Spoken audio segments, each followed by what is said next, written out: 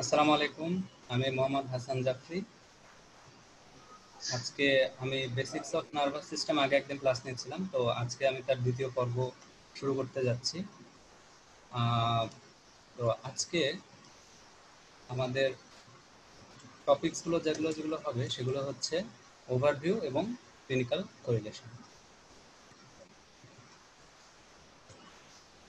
ওভারভিউর মধ্যে আমরা আজকে মূলত ক্রেনিয়াল নার্ভ এবং কিছু ফিজিওলজিক টপিকস পড়ব, এবং এই জিনিসটা আমি চেষ্টা করব যত তাড়াতাড়ি পারি শেষ করতে, কারণ আজকে আমাদের মূল টপিকস হচ্ছে ক্লিনিক্যাল কোরিলেশন। তো প্রথমে আমরা আজকে ক্রেনিয়াল নার্ভের কিছু ওভারভিউ দেখব, যেটা আমরা গত ক্লাসে দেখিনি। আজকে আমরা সেই জিনিসটা দেখব। তো ক্রেনিয়াল নার্ভ তোমরা সবাই জানো যে 12 জোড়া ক্রেনিয়াল নার্ভ থাকে। ক্রেনিয়াল নার্ভের আমি প্রথমত এখন যে জিনিসটা বলবো সেটা হচ্ছে ক্রেনিয়াল নার্ভের কি কি ডিভিশন এবং সেই ডিভিশনগুলোর নিউক্লিয়াসগুলোর নাম, এবং তার কিছু মেইন ফাংশনগুলো আমি বলবো। সব ফাংশন বলবো না, কিছু যেগুলো ইম্পর্টেন্ট ফাংশন সেই জিনিসগুলো বলবো। এবং ফাইনালি একসাথে আমি হচ্ছে কোন ক্রেনিয়াল নার্ভের নিউক্লিয়াস কোথায় অবস্থান করে সেটা বলবো। আর সাথে হচ্ছে ফাংশনাল কম্পোনেন্টগুলো আমি এখানে লিখেছি তোমাদের সুবিধার জন্য, কিন্তু এটা আমি পরবর্তীতে এই ক্রেনিয়াল নার্ভের এই স্লাইডটা বলার পরে ব্যাখ্যা করব। তো প্রথমে আসে olfactory nerve, cranial nerve 1। Olfactory nerve যেটা স্মেলের জন্য কাজ করে, এটা তোমরা সবাই জানো। ক্রেনিয়াল নার্ভ 2 হচ্ছে ভিশনের জন্য কাজ করে, সেটাও সবাই জানো। ক্রেনিয়াল নার্ভ 3, ক্রেনিয়াল নার্ভ 3 বা অকুলোমোটর নার্ভ, এটা নিউক্লিয়াস থাকে হচ্ছে দুটো, একটা হচ্ছে মেইন অকুলোমোটর নিউক্লিয়াস আর একটা হচ্ছে এডিঞ্জার ওয়েস্টফাল নিউক্লিয়াস। মেইন অকুলোমোটর নিউক্লিয়াস গুলো হচ্ছে আমাদের extrinsic muscles of the I যেগুলো আছে সেগুলোকে সাপ্লাই দেয়। শুধুমাত্র সুপিরিয়র অবলিক এবং ল্যাটারাল রেক্টাস এই দুটো মাসেল বাদে বাকি সবগুলো মাসেলকে মেইন অকুলোমোটর সাপ্লাই দিয়ে থাকে। আর এডিঞ্জার ওয়েস্টফাল নিউক্লিয়াস এরা হচ্ছে মূলত প্যারাসিম্প্যাথিক সাপ্লাই দেয় এবং এটা কনস্ট্রিকশন অফ দ্য পিউপিলে কাজ করে।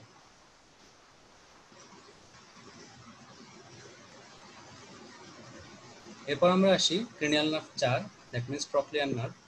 ট্রক্লিয়ার নার্ভের নিউক্লিয়াস একটাই থাকে, এবং এটা আমি যেটা আগে বলেছিলাম যে সুপিরিয়র অবলিককে ক্রেনিয়াল নার্ভ 3 সাপ্লাই দেয় না, সেটা হচ্ছে ক্রেনিয়াল নার্ভ 4 সাপ্লাই দিয়ে থাকে। ক্রেনিয়াল নার্ভ 5 যেটা হচ্ছে ট্রাইজেমিনাল, এর তিনটা ডিভিশন থাকে, একটা হচ্ছে অপথ্যালমিক, একটা হচ্ছে ম্যাক্সিলারি, আর একটা হচ্ছে ম্যান্ডিবুলার। ম্যান্ডিবুলারের মধ্যে আবার দুইটা ভাগ, একটা হচ্ছে সেন্সরি আর একটা হচ্ছে মোটর। তো অপথ্যালমিকের নিউক্লিয়াস, অপথ্যালমিক এবং ম্যাক্সিলারি এই দুটো নিউক্লিয়াস গুলো সেম, তিনটা নিউক্লিয়াস থাকে এদের।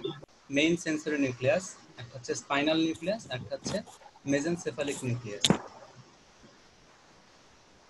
এদের মধ্যে যে আমাদের অপথ্যালমিক ডিভিশন, যেটা হচ্ছে মেইন অপথ্যালমিক ডিভিশন, এটা আমাদের পেইন, টাচ, টেম্পারেচার, প্রোপ্রিওসেপটিভ এগুলো সবই কালেক্ট করবে চোখের নিচ থেকে আমাদের অ্যাঙ্গেল অফ দ্য মাউথ পর্যন্ত। এটা তোমরা সবাই আশা করি জানো যে একটা ছবি আমরা সবসময় নিউরোলজির বইতে দেখি যে ট্রাইজেমিনাল নার্ভের ডিস্ট্রিবিউশন, এই জন্য আমি ছবিটা এখানে দেইনি, কিন্তু মেইন ফাংশন হচ্ছে সবই পেইন, টাচ, টেম্পারেচার এবং প্রোপ্রিওসেপটিভ স্টিমুলেশনগুলো আমাদের ফেস থেকে নিয়ে যাওয়া। ম্যান্ডিবুলারের মধ্যে আমাদের দুটা ভাগ, একটা হচ্ছে সেন্সরি এবং মোটর। সেন্সরের নিউক্লিয়াস এই তিনটাই, মেইন সেন্সরি, স্পাইনাল এবং মেজেনসেফালিক। এরা হচ্ছে আমাদের lower part of the face এবং anterior part of the tongue এই জায়গা থেকে জেনারেল সেন্সেশন নিয়ে যায়। টাঙের কিন্তু এরা কোনো টেস্ট সেন্সেশন নেয় না, জাস্ট জেনারেল সেন্সেশন। আর মোটর ফাইবারগুলো হচ্ছে মাসেলস অফ ম্যাস্টিকেশনকে সাপ্লাই দিয়ে থাকে। Cranial nerve 6, that is abducens. Abducens হচ্ছে আমাদের ল্যাটারাল রেক্টাস মাসেলকে সাপ্লাই দেয়, যেটা আমি এখানে বলেছিলাম যে সকল এক্সট্রিনসিক আই মাসেলকে সাপ্লাই দেয় হচ্ছে ক্রেনিয়াল নার্ভ 3, কিন্তু শুধুমাত্র সুপিরিয়র অবলিক এবং ল্যাটারাল সাপ্লাই দেয় না। সুপিরিয়র অবলিককে সাপ্লাই দেয় হচ্ছে ক্রেনিয়াল নার্ভ 4, আর ল্যাটারাল রেক্টাসকে দেয় হচ্ছে cranial nerve 6। Cranial nerve 7, that means facial. ফেশিয়ালের নিউক্লিয়াস তিনটা, একটা হচ্ছে মোটর, একটা হচ্ছে প্যারাসিম্প্যাথিক বা সেক্রেটোমোটর, আর একটা হচ্ছে সেন্সরি। তো মোটরের নিউক্লিয়াসটার নাম হচ্ছে মেইন মোটর নিউক্লিয়াস, প্যারাসিম্প্যাথিক নিউক্লিয়াসের নাম হচ্ছে সুপিরিয়র স্যালিভেটরি নিউক্লিয়াস এবং ল্যাক্রিমাল নিউক্লিয়াস বা ল্যাক্রিমেটরি নিউক্লিয়াস, আর সেন্সরি নিউক্লিয়াসের নাম হচ্ছে nucleus of the tractus solitarius. Motor nucleus supply দিতে হচ্ছে ফেস, আমরা যে বিভিন্ন রকম এক্সপ্রেশন বা আমরা আধুনিক যুগে যেটা বলে থাকি ইমো, এই জিনিসগুলো হচ্ছে মেনটেন করে আমাদের ফেশিয়াল নার্ভ। ফেশিয়াল নার্ভের মোটর নিউক্লিয়াস। প্যারাসিম্প্যাথেটিকের মধ্যে যে সুপিরিয়র স্যালিভেটরি নিউক্লিয়াস, সেটা হচ্ছে সাবম্যান্ডিবুলার গ্ল্যান্ড এবং সাবলিঙ্গুয়াল গ্ল্যান্ডের সেক্রেটরি ফাংশনটাকে স্টিমুলেট করে। এছাড়া আছে আমাদের ল্যাক্রিমেটরি নিউক্লিয়াস, যেটা হচ্ছে ল্যাক্রিমাল গ্ল্যান্ডে সাপ্লাই দেয়। সেন্সরি নিউক্লিয়াস হচ্ছে আমাদের নিউক্লিয়াস অফ ট্র্যাক্টাস সলিটারিয়াস, যেটা টাং থেকে টেস্ট সেন্সেশন ক্যারি করে এবং টাঙের অ্যান্টেরিয়র 2/3 থেকে ক্যারি করবে এটা। টাঙের এটা কিন্তু হচ্ছে স্পেশাল সেন্স, এবং জেনারেল সেন্স কিন্তু আমরা বলেছিলাম যে ট্রাইজেমিনাল নার্ভের মাধ্যমে সাপ্লাই পেয়ে থাকে। ক্রিনাল নার্ভ 8 হচ্ছে আমাদের ভেস্টিবুলোকক্লিয়ার নার্ভ। এর দুটো ডিভিশন থাকে, একটা হচ্ছে ভেস্টিবুলার আর একটা হচ্ছে কক্লিয়ার। ভেস্টিবুলারটা হচ্ছে আমাদের ব্যালেন্সটাকে মেনটেন করে এবং এতে পার্টিসিপেট করে হচ্ছে ইউট্রিকল, স্যাকিউল এবং semi circular canal. Cochlear division এরা হচ্ছে মূলত হিয়ারিং এর সাথে রিলেটেড, অর্গান অফ কর্টিক মাধ্যমে। ক্রিনিয়াল নার্ভ 9 বা গ্লসোফ্যারিঞ্জিয়ালের ডিভিশন হচ্ছে তিনটা, একটা হচ্ছে মোটর, একটা হচ্ছে প্যারাসিম্প্যাথেটিক বা সেক্রেটোমোটর, আর একটা হচ্ছে সেন্সরি। মোটরের নিউক্লিয়াসের নাম মেইন মোটর নিউক্লিয়াস। এই নিউক্লিয়াস আর এই নিউক্লিয়াস কিন্তু একই না। এটা হচ্ছে main motor nucleus of the facial nerve, এটা হচ্ছে main motor nucleus of the glossopharyngeal nerve. Parasympathetic বা সেক্রেটোমোটর নিউক্লিয়াসের নাম হচ্ছে ইনফিরিয়র স্যালিভেটরি নিউক্লিয়াস, যেখানে সুপিরিয়র স্যালিভেটরি নিউক্লিয়াস কিন্তু ছিল ফেশিয়াল নার্ভে। আর সেন্সরি নিউক্লিয়াসের নাম হচ্ছে এখানেও নিউক্লিয়াস অফ দ্য ট্র্যাক্টাস সলিটারিয়াস, এটা একই নিউক্লিয়াস অফ দ্য ট্র্যাক্টাস সলিটারিয়াস, এটারই কন্টিনিউশন। তো এদের মধ্যে ইম্পর্টেন্ট ফাংশন যেটা, সেটা হচ্ছে নিউক্লিয়াস অফ দ্য ট্র্যাক্টাস সলিটারিয়াস। এখানে যেমন হচ্ছে অ্যান্টেরিয়র 2/3 এর সেন্সেশন নিত, এই ক্ষেত্রে এটা হচ্ছে আমাদের সেন্সেশন নিত পোস্টেরিয়র 1/3 অফ দ্য টাং এর special sense, that means taste sensation এরা ক্যারি করে নিউক্লিয়াস অফ দ্য ট্র্যাক্টাস সলিটারিয়াস নিয়ে যাবে এবং গ্লসোফ্যারিঞ্জিয়াল নার্ভের মাধ্যমে সেটা হবে। এছাড়া এরা এক্সটার্নাল অ্যাকাউস্টিক মিয়াটাসে সাপ্লাই দিয়ে থাকে।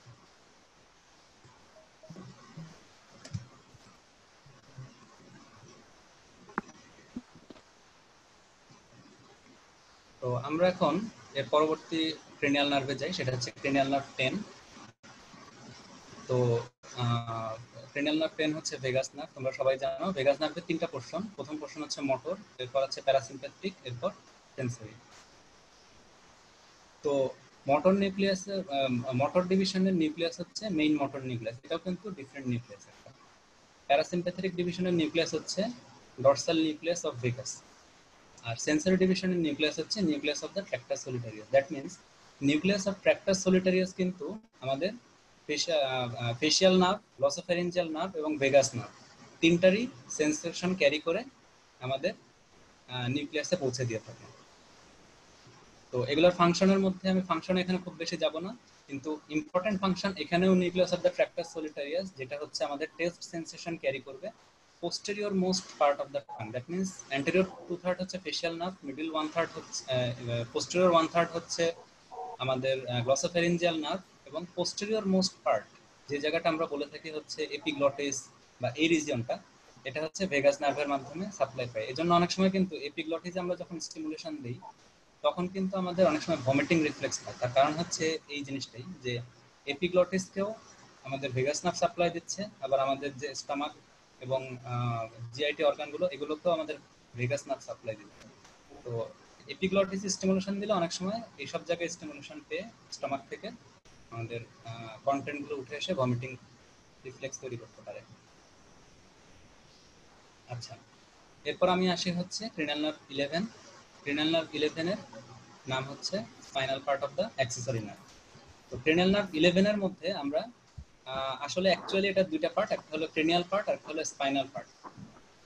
স্পাইনাল পার্টটাকে আমরা আলাদা একটা ক্রেনিয়াল নার্ভ হিসেবে ধরে থাকি, যেটাকে আমরা বলি cranial spinal part of the accessory nerve. কিন্তু ক্রেনিয়াল পার্টটাকে কিন্তু আমরা আসলে আলাদা কোনো ক্রেনিয়াল নার্ভের মধ্যে ধরি না, এটা অ্যাকচুয়ালি আমাদের ভেগাস নার্ভের সাথেই কাজ করে। তো স্পাইনাল রুট বা spinal part of the accessory nerve এরা হচ্ছে আমাদের সবাই জানো যে স্টার্নোক্লিওডোমাস্টয়েড এবং ট্রাপেজিয়াস মাসলকে সাপ্লাই দিয়ে থাকে। আর cranial nerve 12 that is hypoglossal nerve, যেটা হচ্ছে টাঙের মোটর সাপ্লাই দিয়ে থাকে। টাঙের সেন্সরি কিন্তু আমরা অনেকক্ষণ বললাম যে নিউক্লিয়াস অফ দ্য ট্র্যাক্টাস সলিটারিয়াসের মাধ্যমে পায়। আর 12th cranial nerve that means হাইপোগ্লসাল নার্ভের মাধ্যমে টাং মোটর সাপ্লাই পেয়ে থাকে। ফাংশনাল কম্পোনেন্ট আমি সবগুলো একসাথে পরে বলবো, আমি এখন একবারে লোকেশনগুলো বলে দিই। 1 আর 2 যেটার অ্যাটাচমেন্ট থাকে হচ্ছে ফোর ব্রেইনে, 3-4 এটার অ্যাটাচমেন্ট থাকে হচ্ছে মিড ব্রেইনে। 5-6-7 এদের অ্যাটাচমেন্ট 5-6-7-8 এদের অ্যাটাচমেন্ট থাকে হচ্ছে পন্স এবং পন্টোমেডুলারি জাংশন, মানে পন্সের মধ্যেই থাকে। আচ্ছা, আর 9-10-11-12 এটা থাকে হচ্ছে মেডুলা অবলঙ্গাতে। এদের নিউক্লিয়াসগুলো এখানে অবস্থান করে। এগুলোর ক্লিনিক্যাল ইম্পর্টেন্স অনেক বেশি, যেগুলো আমি ক্লিনিক্যাল ইম্পর্টেন্স পার্টে ব্যাখ্যা করছি। তো এখানে হচ্ছে আমি ছবি দেখিয়ে বলতে চাচ্ছি যে নিউক্লিয়াসগুলোর একটা জাস্ট ভিজুয়াল ইমপ্রেশন, এটা মনে রাখার তেমন কিছু নেই, এটা পরীক্ষাতেও যে ইম্পর্টেন্ট তাও না, কিন্তু জাস্ট একটা ভিজুয়াল ইমপ্রেশন যে মেজেনসেফালিক নিউক্লিয়াস হচ্ছে এটা, বেশ লম্বা একটা নিউক্লিয়াস। আমার মাউস পয়েন্টার খেয়াল করো। এছাড়া আছে হচ্ছে স্পাইনাল নিউক্লিয়াস। স্পাইনাল নিউক্লিয়াসটা অনেক লম্বা একটা নিউক্লিয়াস, যেটা ক্রিনিয়াল নার্ভ 5 এর nucleus. Nucleus of the tractus সলিটারিয়াস হচ্ছে এটা, এটাও বেশ লম্বা একটা নিউক্লিয়াস। এছাড়া হাইপোগ্লসাল নার্ভের নিউক্লিয়াস এটা। নিউক্লিয়াস অ্যাম্বিগুয়াস হচ্ছে এটা। এরকম বিভিন্ন নার্ভের নিউক্লিয়াস এখানে আছে। এটা জাস্ট একটা ভিজুয়াল ইমপ্রেশনের জন্য, এটা তেমন কোনো কাজের কিছু না। তো আমি তাহলে এখন functional components of the ক্রিনিয়াল nerve এই বিষয়টা একটু ব্যাখ্যা করি। ফাংশনাল কম্পোনেন্টস গুলোর মধ্যে দেখো, প্রত্যেকটা কম্পোনেন্টের কিন্তু আমাদের যে ওয়ার্ডটা আছে সেখানে 3টা করে পোর্শন। একটা হচ্ছে যেমন জেনারেল বা স্পেশাল, আরেকটা হচ্ছে সোমাটিক বা ভিসেরাল, আরেকটা হচ্ছে অ্যাফারেন্ট বা ইফারেন্ট। তো প্রথমে এটা খেয়াল করো যে যাদের শেষে এ আছে তারা সবাই অ্যাফারেন্ট, দ্যাট মিন্স তারা সবাই হচ্ছে সেন্সরি। অ্যাফারেন্ট মানে সেন্সরি। সেন্সরি গুলো হচ্ছে আমাদের সমস্ত সেন্সেশনটাকে ক্যারি করবে, এটা তোমরা সবাই জানো। এখন এই সেন্সেশন গুলোর মধ্যেও আমি আগের দিন যেটা বলেছিলাম যে 2 ধরনের সেন্সেশন থাকে, একটা হচ্ছে সোমাটিক সেন্সেশন এবং ভিসেরাল সেন্সেশন। তো যারা হচ্ছে আর আরো এক ধরনের সেন্সেশন যেটা হচ্ছে তোমাদের জেনারেল এবং স্পেসিফিক। জেনারেল গুলো হচ্ছে আমাদের নর্মাল পেইন, টাচ, টেম্পারেচার। আর স্পেসিফিক বা স্পেশাল সেন্স হচ্ছে আমাদের যে আমরা বলে থাকি পঞ্চ ইন্দ্রিয়। দ্যাট মিন্স আমাদের ভিজুয়াল সেন্সেশন, আমাদের হচ্ছে টেস্ট সেন্সেশন, আমাদের অলফ্যাক্টরি সেন্সেশন, আমাদের হিয়ারিং, আমাদের ভেস্টিবুলার অ্যাপারেটাস। এই জিনিসগুলো সবই হচ্ছে আমাদের স্পেশাল সেন্সের মধ্যে পড়ে। তো এখানে আমি হচ্ছে আমাদের অ্যাফারেন্ট নার্ভগুলোকে প্রথমে ব্যাখ্যা করছি, অ্যাফারেন্ট নার্ভের ফাংশনাল কম্পোনেন্টগুলো। অ্যাফারেন্ট নার্ভের ফাংশনাল কম্পোনেন্ট যেটা GSA, that is general somatic afferent. এরা হচ্ছে general somatic sense, that means pain, touch, temperature, pressure, vibration. এই 5টা জিনিসকে ক্যারি যারা করবে তারাই তাদের ফাংশনাল কম্পোনেন্ট হচ্ছে general somatic afferent. General visceral afferent কি? এরা হচ্ছে ভিসেরা থেকে যখন জেনারেল সেন্স ক্যারি করবে, দ্যাট মিন্স ভিসেরাল এক্সটেনশন। খাওয়ার পর যখন স্টমাক ফুলে যায় তখন আমাদের একটা ডিস্টেনশন ফিল হয়, এই জিনিসটা হচ্ছে জেনারেল ভিসেরাল অ্যাফারেন্ট। এরপর আছে হচ্ছে আমাদের special somatic afferent. Special somatic afferent হচ্ছে আমাদের ভিশন, হেয়ারিং এবং ইকুইলিব্রিয়াম, দ্যাট মিন্স আই এবং এয়ার, এগুলোর সাথে যে রিলেটেড সেন্সেশন সেটাকে বলা হয় আমাদের স্পেশাল সোমাটিক অ্যাফারেন্ট। আর স্পেশাল ভিসেরাল অ্যাফারেন্ট হচ্ছে আমাদের স্মেল এবং টেস্ট, এই দুটোকে বলা হয় স্পেশাল ভিসেরাল অ্যাফারেন্ট। এই দুটো যারা ক্যারি করবে তাদের স্পেশাল ভিসেরাল অ্যাফারেন্ট ফাংশন বা ফাংশনাল কম্পোনেন্ট থাকবে। এরপর আমরা আসি হচ্ছে ইফারেন্ট গুলোতে। ইফারেন্ট গুলো লাস্টে সবারই থাকবে, দ্যাট মিন্স বুঝতে পারছো এটা ইফারেন্ট, এবং এরা সবাই হচ্ছে মোটর, দ্যাট মিন্স এরা মাসেল কন্ট্রাকশনে হেল্প করবে। এদের মধ্যে জেনারেল সোমাটিক ইফারেন্ট যেটা, তারা হচ্ছে সমস্ত স্কেলেটাল মাসেলকে সাপ্লাই দিবে। স্কেলেটাল মাসেল যারা সোমাটিক অরিজিন তাদেরকে এরা সাপ্লাই দিবে। জেনারেল ভিসেরাল অ্যাফারেন্ট হচ্ছে স্মুথ মাসেল, কার্ডিয়াক মাসেল এবং গ্ল্যান্ডসকে সাপ্লাই দিবে। আর স্পেশাল ভিসেরাল অ্যাফারেন্ট এটা একটা স্পেশাল পোর্শন, যারা হচ্ছে শুধুমাত্র আমাদের ব্রাঙ্কিয়াল আর্টস বা ফ্যারিঞ্জিয়াল আর্টস, আমরা যেটা এমব্রায়োলজিতে পড়ে থাকি, ব্রাঙ্কিয়াল আর্টস বা ফ্যারিঞ্জিয়াল আর্টস, দ্যাট মিন্স আমাদের হেড নেক রিজিয়নের মাসেলগুলোকে হচ্ছে যারা সাপ্লাই দেয়, তাদের ফাংশনাল কম্পোনেন্ট হচ্ছে স্পেশাল ভিসেরাল ইফারেন্ট। এখানে একটা জিনিস খেয়াল করো যে সবগুলো কম্পোনেন্ট কিন্তু এখানে নেই, শুধুমাত্র এখানে দেখো 4টা, এখানে কিন্তু 3টা, অর্থাৎ ইফারেন্টের ক্ষেত্রে কিন্তু আমাদের কোন কম্পোনেন্টটা নেই। এই যেখানে যেমন স্পেশাল সোমাটিক অ্যাফারেন্ট আছে, এখানে স্পেশাল সোমাটিক ইফারেন্ট বলে কোনো কম্পোনেন্ট কিন্তু নেই। এই জিনিসটা এখানে আমাদেরকে খেয়াল রাখতে হবে। এখানে একটা নোট, ইম্পর্টেন্ট নোট, সেটা হচ্ছে functional components of the spinal nerves আর, মানে স্পাইনাল নার্ভের যে ফাংশনাল কম্পোনেন্ট গুলো থাকবে সেগুলো হচ্ছে general somatic efferent, general visceral efferent, general somatic afferent এবং জেনারেল ভিসেরাল অ্যাফারেন্ট। অর্থাৎ এগুলোর কোনো স্পেশাল সেন্সেশন সেভাবে থাকবে না। আর জেনারেল ভিসেরাল ইফারেন্ট যারা হচ্ছে তোমার spinal components of spinal nerve are mainly sympathetic fibers. That means spinal nerve যে কোনো general visceral efferent function যেগুলো থাকবে তারা হচ্ছে সমস্ত sympathetic fiber, আর general visceral efferent যে ফাংশন গুলো থাকবে সেগুলো হচ্ছে exclusively parasympathetic fiber. তো ফাংশনাল কম্পোনেন্টস আশা করি তোমরা বুঝেছো, এটার তেমন কোনো ক্লিনিক্যাল সিগনিফিকেন্স নেই, কিন্তু এটা অ্যানাটমিতে বেশ কাজে লাগে। অ্যানাটমি আমরা যখন ফার্স্ট ইয়ারে থাকি তখন এটা বেশ কাজে লাগে। তো এখানে আমি হচ্ছে ক্রেনিয়াল নার্ভ রিলেটেড কিছু এমসিকিউ এর ব্যাপারে বলেছি। এমসিকিউতে এই ধরনের কোশ্চেন কিছু এসে থাকে। তো এই জিনিসটা আমি এখানে আসলে বোঝানোর তেমন কিছু নেই, জাস্ট এই জিনিসটা তোমাদেরকে যদি তোমরা যদি বলো তাহলে আমরা ফাইলটা দিয়ে দিব। তো ফাইল দিলে সেখানে হচ্ছে তোমরা এমসিকিউ গুলো এভাবে করতে পারবে। তো এর মধ্যে ইম্পর্টেন্ট যে জিনিসগুলো আমি একটু বোঝানোর মতো পাচ্ছি এখানে, সেই জিনিসগুলো একটু বলছি। যে ক্রেনিয়াল নার্ভ সাপ্লাই দেয় হচ্ছে আমাদের হেড নেক রিজিয়নকে, শুধুমাত্র ভেগাস নার্ভ বাদে, কারণ ভেগাস নার্ভ হচ্ছে আমাদের হেড নেকেও যেমন সাপ্লাই দেয় তেমন থোরাক্স অ্যাবডোমেন রিজিয়নেও এরা সাপ্লাই দিয়ে থাকে।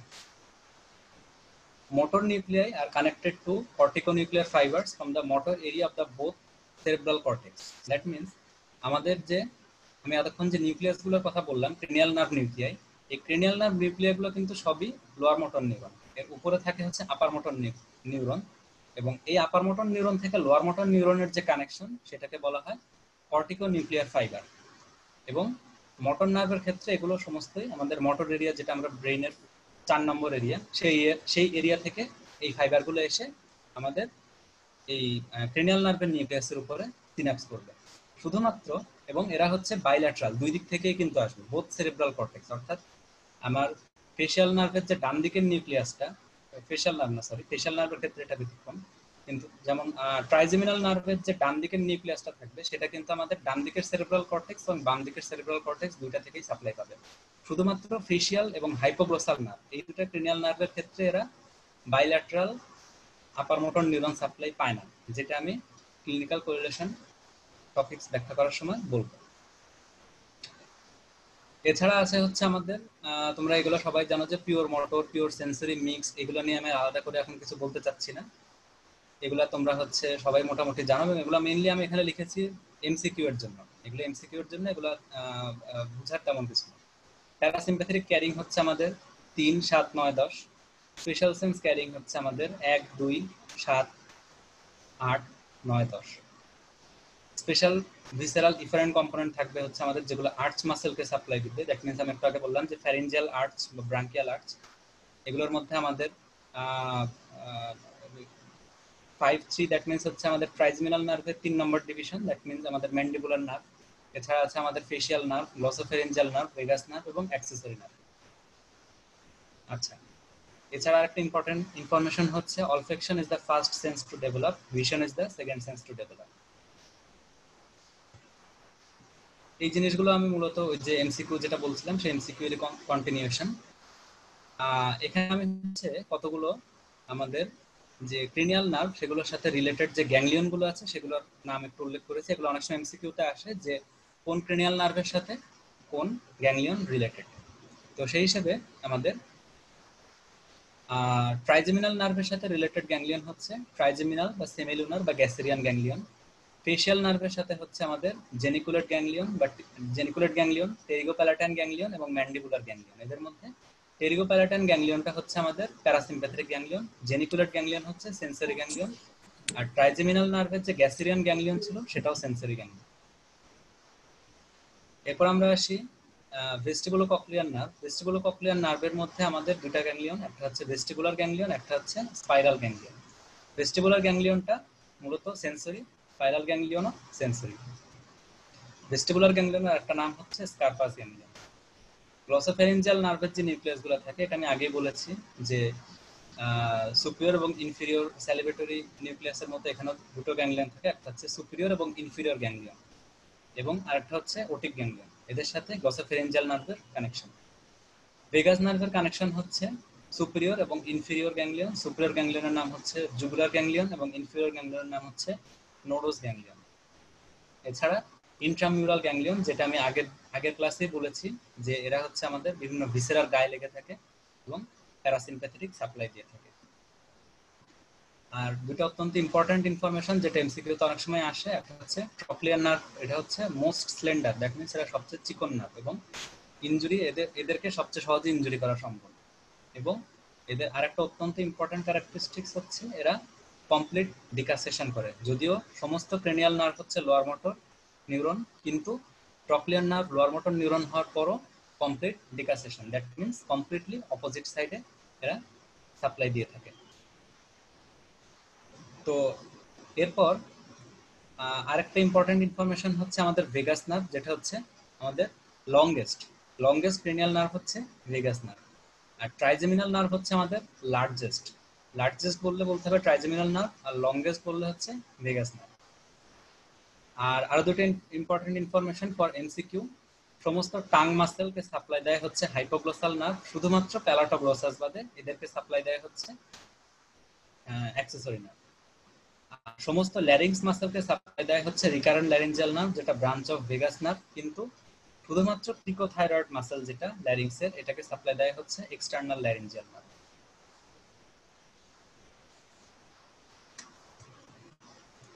তো আমরা ক্রেনিয়াল নার্ভ মোটামুটি শেষ করলাম, ক্রেনিয়াল নার্ভের ওভারভিউ। এখন আমরা কিছু নার্ভাস ফিজিওলজি সম্পর্কে জানবো, যে নার্ভ কন্ডাকশনটা কিভাবে হয়। এটা আমরা সবাই অনেকেই পড়েছি যে লোকাল সার্কিট এবং সল্টেটরি কন্ডাকশন এই জিনিসটা কি, তো সেই জিনিসটা আমি এখানে ব্যাখ্যা করছি। তো সাপোজ এটা একটা নিউরন, এটা হচ্ছে আমাদের সেল বডি, এটা হচ্ছে অ্যাক্সন, এবং সেল বডি, যে কোনো সেল বডির মধ্যেই সবসময় হচ্ছে নেগেটিভিটি থাকবে এবং বাইরে সবসময় পজিটিভিটি থাকবে। তার কারণ সোডিয়াম কিন্তু মূলত একটা এক্সট্রা সেলুলার কম্পোনেন্ট। তো সোডিয়াম যখন বাইরে বেশি থাকছে, সোডিয়াম আমরা সবাই জানি যে এর হচ্ছে একটা পজিটিভ আয়ন থাকে, তো যার জন্য বাইরে কিন্তু পজিটিভ আয়ন বেশি থাকে। এবং সেলের ভিতরটা সাধারণত প্রোটিন এবং অন্যান্য কারণে নেগেটিভ চার্জে চার্জিত থাকে। তো এটা হচ্ছে একটা ভোল্টেজ গেটেড সোডিয়াম চ্যানেল। তো এটা হচ্ছে এক্সটেরিয়র পার্ট, যেখানে পজিটিভ, এটা আমি আগেই বলেছি, এবং এটা হচ্ছে ইন্ট্রাসেলুলার পার্ট, যেটা হচ্ছে নেগেটিভ চার্জে চার্জিত থাকবে। তো যখন একটা নিউরো ট্রান্সমিটার এখানে আসবে, নিউরো ট্রান্সমিটার দ্যাট মিনস আমি এই জায়গাটার অংশটা ব্যাখ্যা করছি, যে সাপোজ এখান থেকে একটা নিউরো ট্রান্সমিটার আসলো, ডেনড্রন থেকে এসে সেল বডি হয়ে একজনের এখানে একটা নিউরো ট্রান্সমিটার আসলো। তো এই নিউরো ট্রান্সমিটারটা যখন আসবে, তখন কিন্তু সোডিয়াম চ্যানেল খুলে যাবে, এবং সোডিয়াম চ্যানেল খুলে যাওয়ার পর বাইরে যেহেতু সোডিয়াম চ্যানেল বেশি, ভিতরে কম, তো বাইরে থেকে ভিতরে সোডিয়ামের ইনফ্লাক্স হবে, এটাকে বলা হয় ডিপোলারাইজেশন। তো ডিপোলারাইজেশন হওয়ার পর এমন একটা পর্যায়ে আসবে যখন হচ্ছে আমাদের এই নিউরো ট্রান্সমিটারটা এই স্পেসিফিক আমি যেই ভোল্টেজ গেটেড সোডিয়াম চ্যানেলটার কথা বলছি সেখান থেকে চলে যাবে। দ্যাট মিনস এই জায়গাটায় যে সোডিয়াম চ্যানেল ছিল সেখান থেকে নিউরো ট্রান্সমিটারটা সরে একটু পরে মানে এই দিকে চলে আসবে। তো এখানে যখন চলে আসবে তখন এই ভোল্টেজ গেটেড সোডিয়াম চ্যানেলটা বন্ধ হয়ে যাবে। এবং এই বন্ধ হওয়ার পেছনে আরো একটা কারণ আছে, যেহেতু সোডিয়াম আমাদের কিছুটা ভিতরে চলে আসছে, সো এদের মধ্যে কিন্তু আমাদের যে গ্রেডিয়েন্টটা থাকে অসমোটিক গ্রেডিয়েন্ট, সেটা কিন্তু কিছুটা কমে যাবে, এবং কমে যাওয়ার জন্য আস্তে করে আমাদের এই গেটটা বন্ধ হয়ে যাবে। বন্ধ হওয়ার পর এই নিউরোট্রান্সমিটারটা যখন সম্পূর্ণরূপে চলে যাবে, এরপরে আমাদের ভোল্টেজ গেটেড পটাশিয়াম চ্যানেলটা খুলবে। ভোল্টেজ গেটেড পটাশিয়াম চ্যানেল খোলার জন্য আমাদের ইন্ট্রাসেলুলার থেকে এক্সট্রাসেলুলার রিজিয়নে পটাশিয়াম বের হয়ে যাবে, এবং পটাশিয়াম বের হওয়ার কারণ হচ্ছে ইন্ট্রাসেলুলারলি পটাশিয়ামটা বেশি থাকে এবং এক্সট্রাসেলুলারলি পটাশিয়াম কম থাকে, যার জন্য একটা গ্রেডিয়েন্ট অনুযায়ী ভিতর থেকে বাইরে পটাশিয়াম চলে যাবে। দ্যাট মিনস এখানে দেখো সোডিয়াম ভিতরে আসার জন্য কিন্তু সেলের ভিতরে কিছুটা পজিটিভিটি সৃষ্টি হয়েছিল, কিন্তু পটাশিয়ামটা যখন বের হয়ে যাচ্ছে তখন কিন্তু আবার সেই পজিটিভিটিটা নেগেটিভের দিকে চলে যাচ্ছে এবং বাইরে আবার পজিটিভিটি চলে আসছে। এই জিনিসটাই আমি এখানে ব্যাখ্যা করেছি। এবং এরকম যখন হয়, এখানে খেয়াল করো যে এই একজনটাই আমি এখানে এঁকেছি, যে একজনটা এরকম যখন হচ্ছে যে এই রিজিয়ন থেকে আমি এই রিজিয়নের ব্যাখ্যাটা করলাম, এই রিজিয়ন থেকে যখন এই রিজিয়নের নিউরো ট্রান্সমিটার চলে এসেছে তখন কিন্তু এই যে ভিতরে প্লাস বাহিরে কিন্তু মাইনাস। এরপর এই স্টিমুলেশনটা যখন এখান থেকে দেখো এই রিজিয়নটায় চলে এসেছে, এখানে কিন্তু এই যে ভিতরে প্লাস বাহিরে মাইনাস, আর এই বাইরের রিজন গুলোতে কিন্তু আমাদের এই যে আমি বলেছিলাম যে পটাশিয়াম আয়ন বের হয়ে যাওয়ার জন্য আবার ভিতরে নেগেটিভিটির সৃষ্টি হয়। আর এই অংশে তো এখনো স্টিমুলেশন যায়নি, তো সেই অংশে তো এখনো নেগেটিভিটি থাকে। তো স্টিমুলেশনটা প্রথম ক্ষেত্রে আছে হচ্ছে এই জায়গাটায়, এরপর স্টিমুলেশনটা যখন এইখানে চলে আসছে তখন এটা ভিতরে একটা পজিটিভিটি সৃষ্টি হচ্ছে। এবং স্টিমুলেশনটা পরের অংশে দেখো যে স্টিমুলেশনটা যখন এইখানে একদম লাস্টে চলে আসছে তখন এই লাস্টে পজিটিভিটি আছে, এবং ইন দ্য মেইন টাইম এইখানে হচ্ছে সমস্ত পটাশিয়াম আয়ন বের হয়ে যাওয়ার জন্য এখানে একটা পুনরায় নেগেটিভিটির সৃষ্টি হয়েছে। তো তো এইভাবেই কিন্তু আমাদের যে ডিপোলারাইজেশন রিপোলারাইজেশনের মাধ্যমে নিউরোট্রান্সমিটারের মাধ্যমে আমাদের নার্ভ স্টিমুলেশন গুলা আমাদের সেল বডি থেকে একজনের দিকে ধাবিত হয়। এখানে হচ্ছে আমাদের ভোল্টেজ গেটেড সোডিয়াম চ্যানেল ছিল, এটা আমাদের এই রিজিয়নটার কথা ব্যাখ্যা করছি। ভোল্টেজ গেটেড সোডিয়াম চ্যানেল, এখানে হচ্ছে বাইরে পজিটিভ ভিতরে নেগেটিভ। তো যখন হচ্ছে একটা নিউরোট্রান্সমিটার আসছে তখন এই ভোল্টেজ গেটেড সোডিয়াম চ্যানেল খুলে যাচ্ছে, সোডিয়াম ভিতরে ঢুকছে, ফলে পজিটিভ হচ্ছে ভিতরে, আর বাইরে একটা নেগেটিভিটির সৃষ্টি হচ্ছে। এরপর সোডিয়াম যখন ভিতরে বেশ পরিমাণে চলে আসবে তখন গ্রেডিয়েন্টটা হ্রাস পাবে। দ্যাট মিনস আগে বাইরে অনেক সোডিয়াম ছিল, এখন ভিতরে বাইরে মোটামুটি সমান একটা সোডিয়াম চলে আসে, যার জন্য এই সোডিয়াম চ্যানেলটা বন্ধ হয়ে যায় এবং নিউরোট্রান্সমিটারটা চলে যাওয়ার পর এখান থেকে আমাদের ভোল্টেজ গেটেড পটাশিয়াম চ্যানেলটা ওপেন হয় এবং পটাশিয়াম যেহেতু সেলের ভিতরে বেশি থাকে সে সেলের ভিতর থেকে বাইরে চলে যাবে এবং সেলের ভিতরে যে একটা পজিটিভিটির সৃষ্টি হয়েছিল সোডিয়াম ঢোকার পর, এই পজিটিভিটিটা পটাশিয়াম চলে যাওয়ার পর, যেহেতু পটাশিয়াম একটা পজিটিভ আয়ন, সুতরাং এখানে তখন একটা নেগেটিভিটির সৃষ্টি হবে। এই জিনিসটাই হচ্ছে আমি এই রিজিয়নের জন্য যখন ব্যাখ্যা করলাম তখন দেখো এই যে ভিতরে পজিটিভ বাইরে নেগেটিভ আমি বলেছিলাম যে স্টিমুলেশন আসার পর এইটুকু অংশে যখন স্টিমুলেশন আছে তখন ভিতরে পজিটিভ বাইরে নেগেটিভ। এই স্টিমুলেশনটাই যখন এখান থেকে স্টিমুলেশনটা এখান থেকে স্টিমুলেশনটা যখন এই একজনের মাঝখানে চলে আসছে তখন কিন্তু আমাদের এই যে মাঝখানে পজিটিভ, মাঝখানের এই যে ভিতরের অংশে পজিটিভ বাইরের অংশে নেগেটিভ, এখানে তার মানে তখন আমাদের স্টিমুলেশনটা অবস্থান করছে।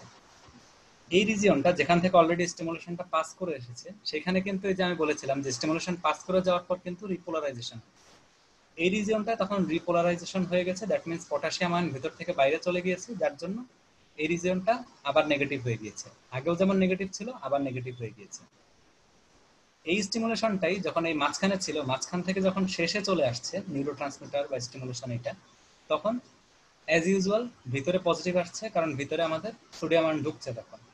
আর এই রিজিয়নটা যেখানে এটা আমাদের পজিটিভ ছিল এখানে সেটা নেগেটিভ, তার কারণ হচ্ছে এখান থেকে পটাশিয়াম আয়নটা আবার বের হয়ে যাচ্ছে রিপোলারাইজেশনের মাধ্যমে, এবং পটাশিয়াম আয়ন বের হয়ে যাওয়ার জন্য এই জায়গায় আবার একটা নেগেটিভিটির সৃষ্টি হচ্ছে। এইভাবেই হচ্ছে শুরু থেকে শেষ পর্যন্ত একটা নার্ভ কন্ডাকশন বা নার্ভ স্টিমুলেশন পাস করে। তো এর মধ্যে আমরা যেটা জানি যে লোকাল সার্কিট এবং সল্টেটরি কন্ডাকশন। লোকাল সার্কিট হচ্ছে সমস্ত আনমাইলিনেটেড ফাইবারের ক্ষেত্রে হয়ে থাকে। মাইলিনেশন যেসব ফাইবারে থাকে, মাইলিন শিটটা হচ্ছে আমাদের এখানে যে ইলেকট্রিক অ্যাক্টিভিটি হচ্ছে সেটাকে ইনসুলেট করে। দ্যাট মিনস আমরা সবাই জানি যে অপরিবাহী বা কুপরিবাহী পদার্থ বলে একটা পদার্থ আছে। আমাদের মাইলিন শীটটা হচ্ছে সেই অপরিবাহী বা কুপরিবাহী পদার্থ, এবং এটা যখন অ্যাক্সনের চারিদিকে ঢেকে রাখে তখন কিন্তু এই সোডিয়াম পটাশিয়াম আয়ন এক্সচেঞ্জ হতে পারে না, যার জন্য এখান থেকে ইলেকট্রিসিটিটা কন্টিনিউয়াসলি পাস করতে পারে না। এই ছবিতে আমি যেটা দেখিয়েছি যে এগুলো হচ্ছে আমাদের মাইলিন শীট, এই যে চারিদিকে, এবং মাইলিন শীতের মাঝখানে যে র্যানভিয়ারের পর্বটা থাকে, দ্যাট মিনস এই জায়গাটা একটুখানি একটা অংশ থাকে যেটা হচ্ছে মাইলিন শীটটা এই অংশে থাকে না। তো মাইলিনেটেড ফাইবারের ক্ষেত্রে শুধুমাত্র এই যে রিজিয়নটা যেখানে মাইলিন শীটটা থাকে না, এই রিজিয়নে হচ্ছে এই আমাদের ইলেকট্রিক জিনিসগুলো হয়ে থাকে। দ্যাট মিনস এইখানে আমাদের এই রিজিয়নটা শুধুমাত্র সোডিয়াম ঢুকে এবং এখান থেকে স্টিমুলেশন চলে গেলে এই রিজিয়ন থেকে শুধুমাত্র পটাশিয়াম বের হয়। এই রিজিয়নগুলোতে কিন্তু আমাদের কোনো ইলেকট্রিক অ্যাক্টিভিটি সেভাবে হয় না। তো যার জন্য আমাদের মাইলিনেটেড ফাইবারের ক্ষেত্রে ইলেকট্রিক অ্যাক্টিভিটি শুধুমাত্র র্যানভিয়ারের নোডগুলোতে হবে। দ্যাট মিনস এখানে একটু হবে, এরপরে যখন স্টিমুলেশন এখানে আসবে এখানে হবে। দ্যাট মিনস মনে হবে যে ইলেকট্রিক স্টিমুলেশনটা লাফিয়ে লাফিয়ে যাচ্ছে, এখান থেকে এখানে আসলো, এখান থেকে আবার এখানে গেল, এখান থেকে আবার এর পরের নোড অফ র্যানভিয়ারে যাবে, এইভাবে করে যাবে। তো এই জন্য এটাকে বলা হয় সল্টেটরি কন্ডাকশন। সল্টেটরি মানে হচ্ছে লাফানো, এই কন্ডাকশনটা লাফিয়ে লাফিয়ে যাবে, একটা থেকে আরেকটার মধ্যে লাফিয়ে লাফিয়ে যাবে। আর লোকাল সার্কিট যেটা, সেটা হচ্ছে আনমাইলিনেটেড ফাইবারের ক্ষেত্রে। তো আনমাইলিনেটেড মানে হচ্ছে এখানে চারিদিকে কোনো মাইলিন শীট নেই, যার জন্য এরা অপরিবাহী বা কুপরিবাহী পদার্থ হিসেবে কাজ করতে পারে না, এরা সুপরিবাহী পদার্থ হিসেবে কাজ করে, যার জন্য স্টিমুলেশনটা কন্টিনিউয়াসলি শুরু থেকে শেষ পর্যন্ত প্রবেশ করে। এবং এই যে আমাদের একজনের শুরু থেকে শেষ পর্যন্ত স্টিমুলেশনটা গেল এবং শেষ মাথায় গিয়ে এরা হচ্ছে একটা মাসেল থাকে, এবং সেই মাসেলের যে ভোল্টেজ গেটেড সোডিয়াম চ্যানেল থাকে সেই সোডিয়াম চ্যানেলের মাধ্যমে এরা সেখানে মাসেল নার্ভ কন্ডাকশনটাকে তখন মাসেল কন্ডাকশনে কনভার্ট করে মাসেল কন্ট্রাকশন করবে। এরা হচ্ছে আমাদের main nerve physiology. That means একটা নার্ভ কিভাবে একটা নিউরোট্রান্সমিটার এবং নিউরাল স্টিমুলেশন কন্ডাকশন করে, সবই ডিপোলারাইজেশন এবং রিপোলারাইজেশনের মাধ্যমে।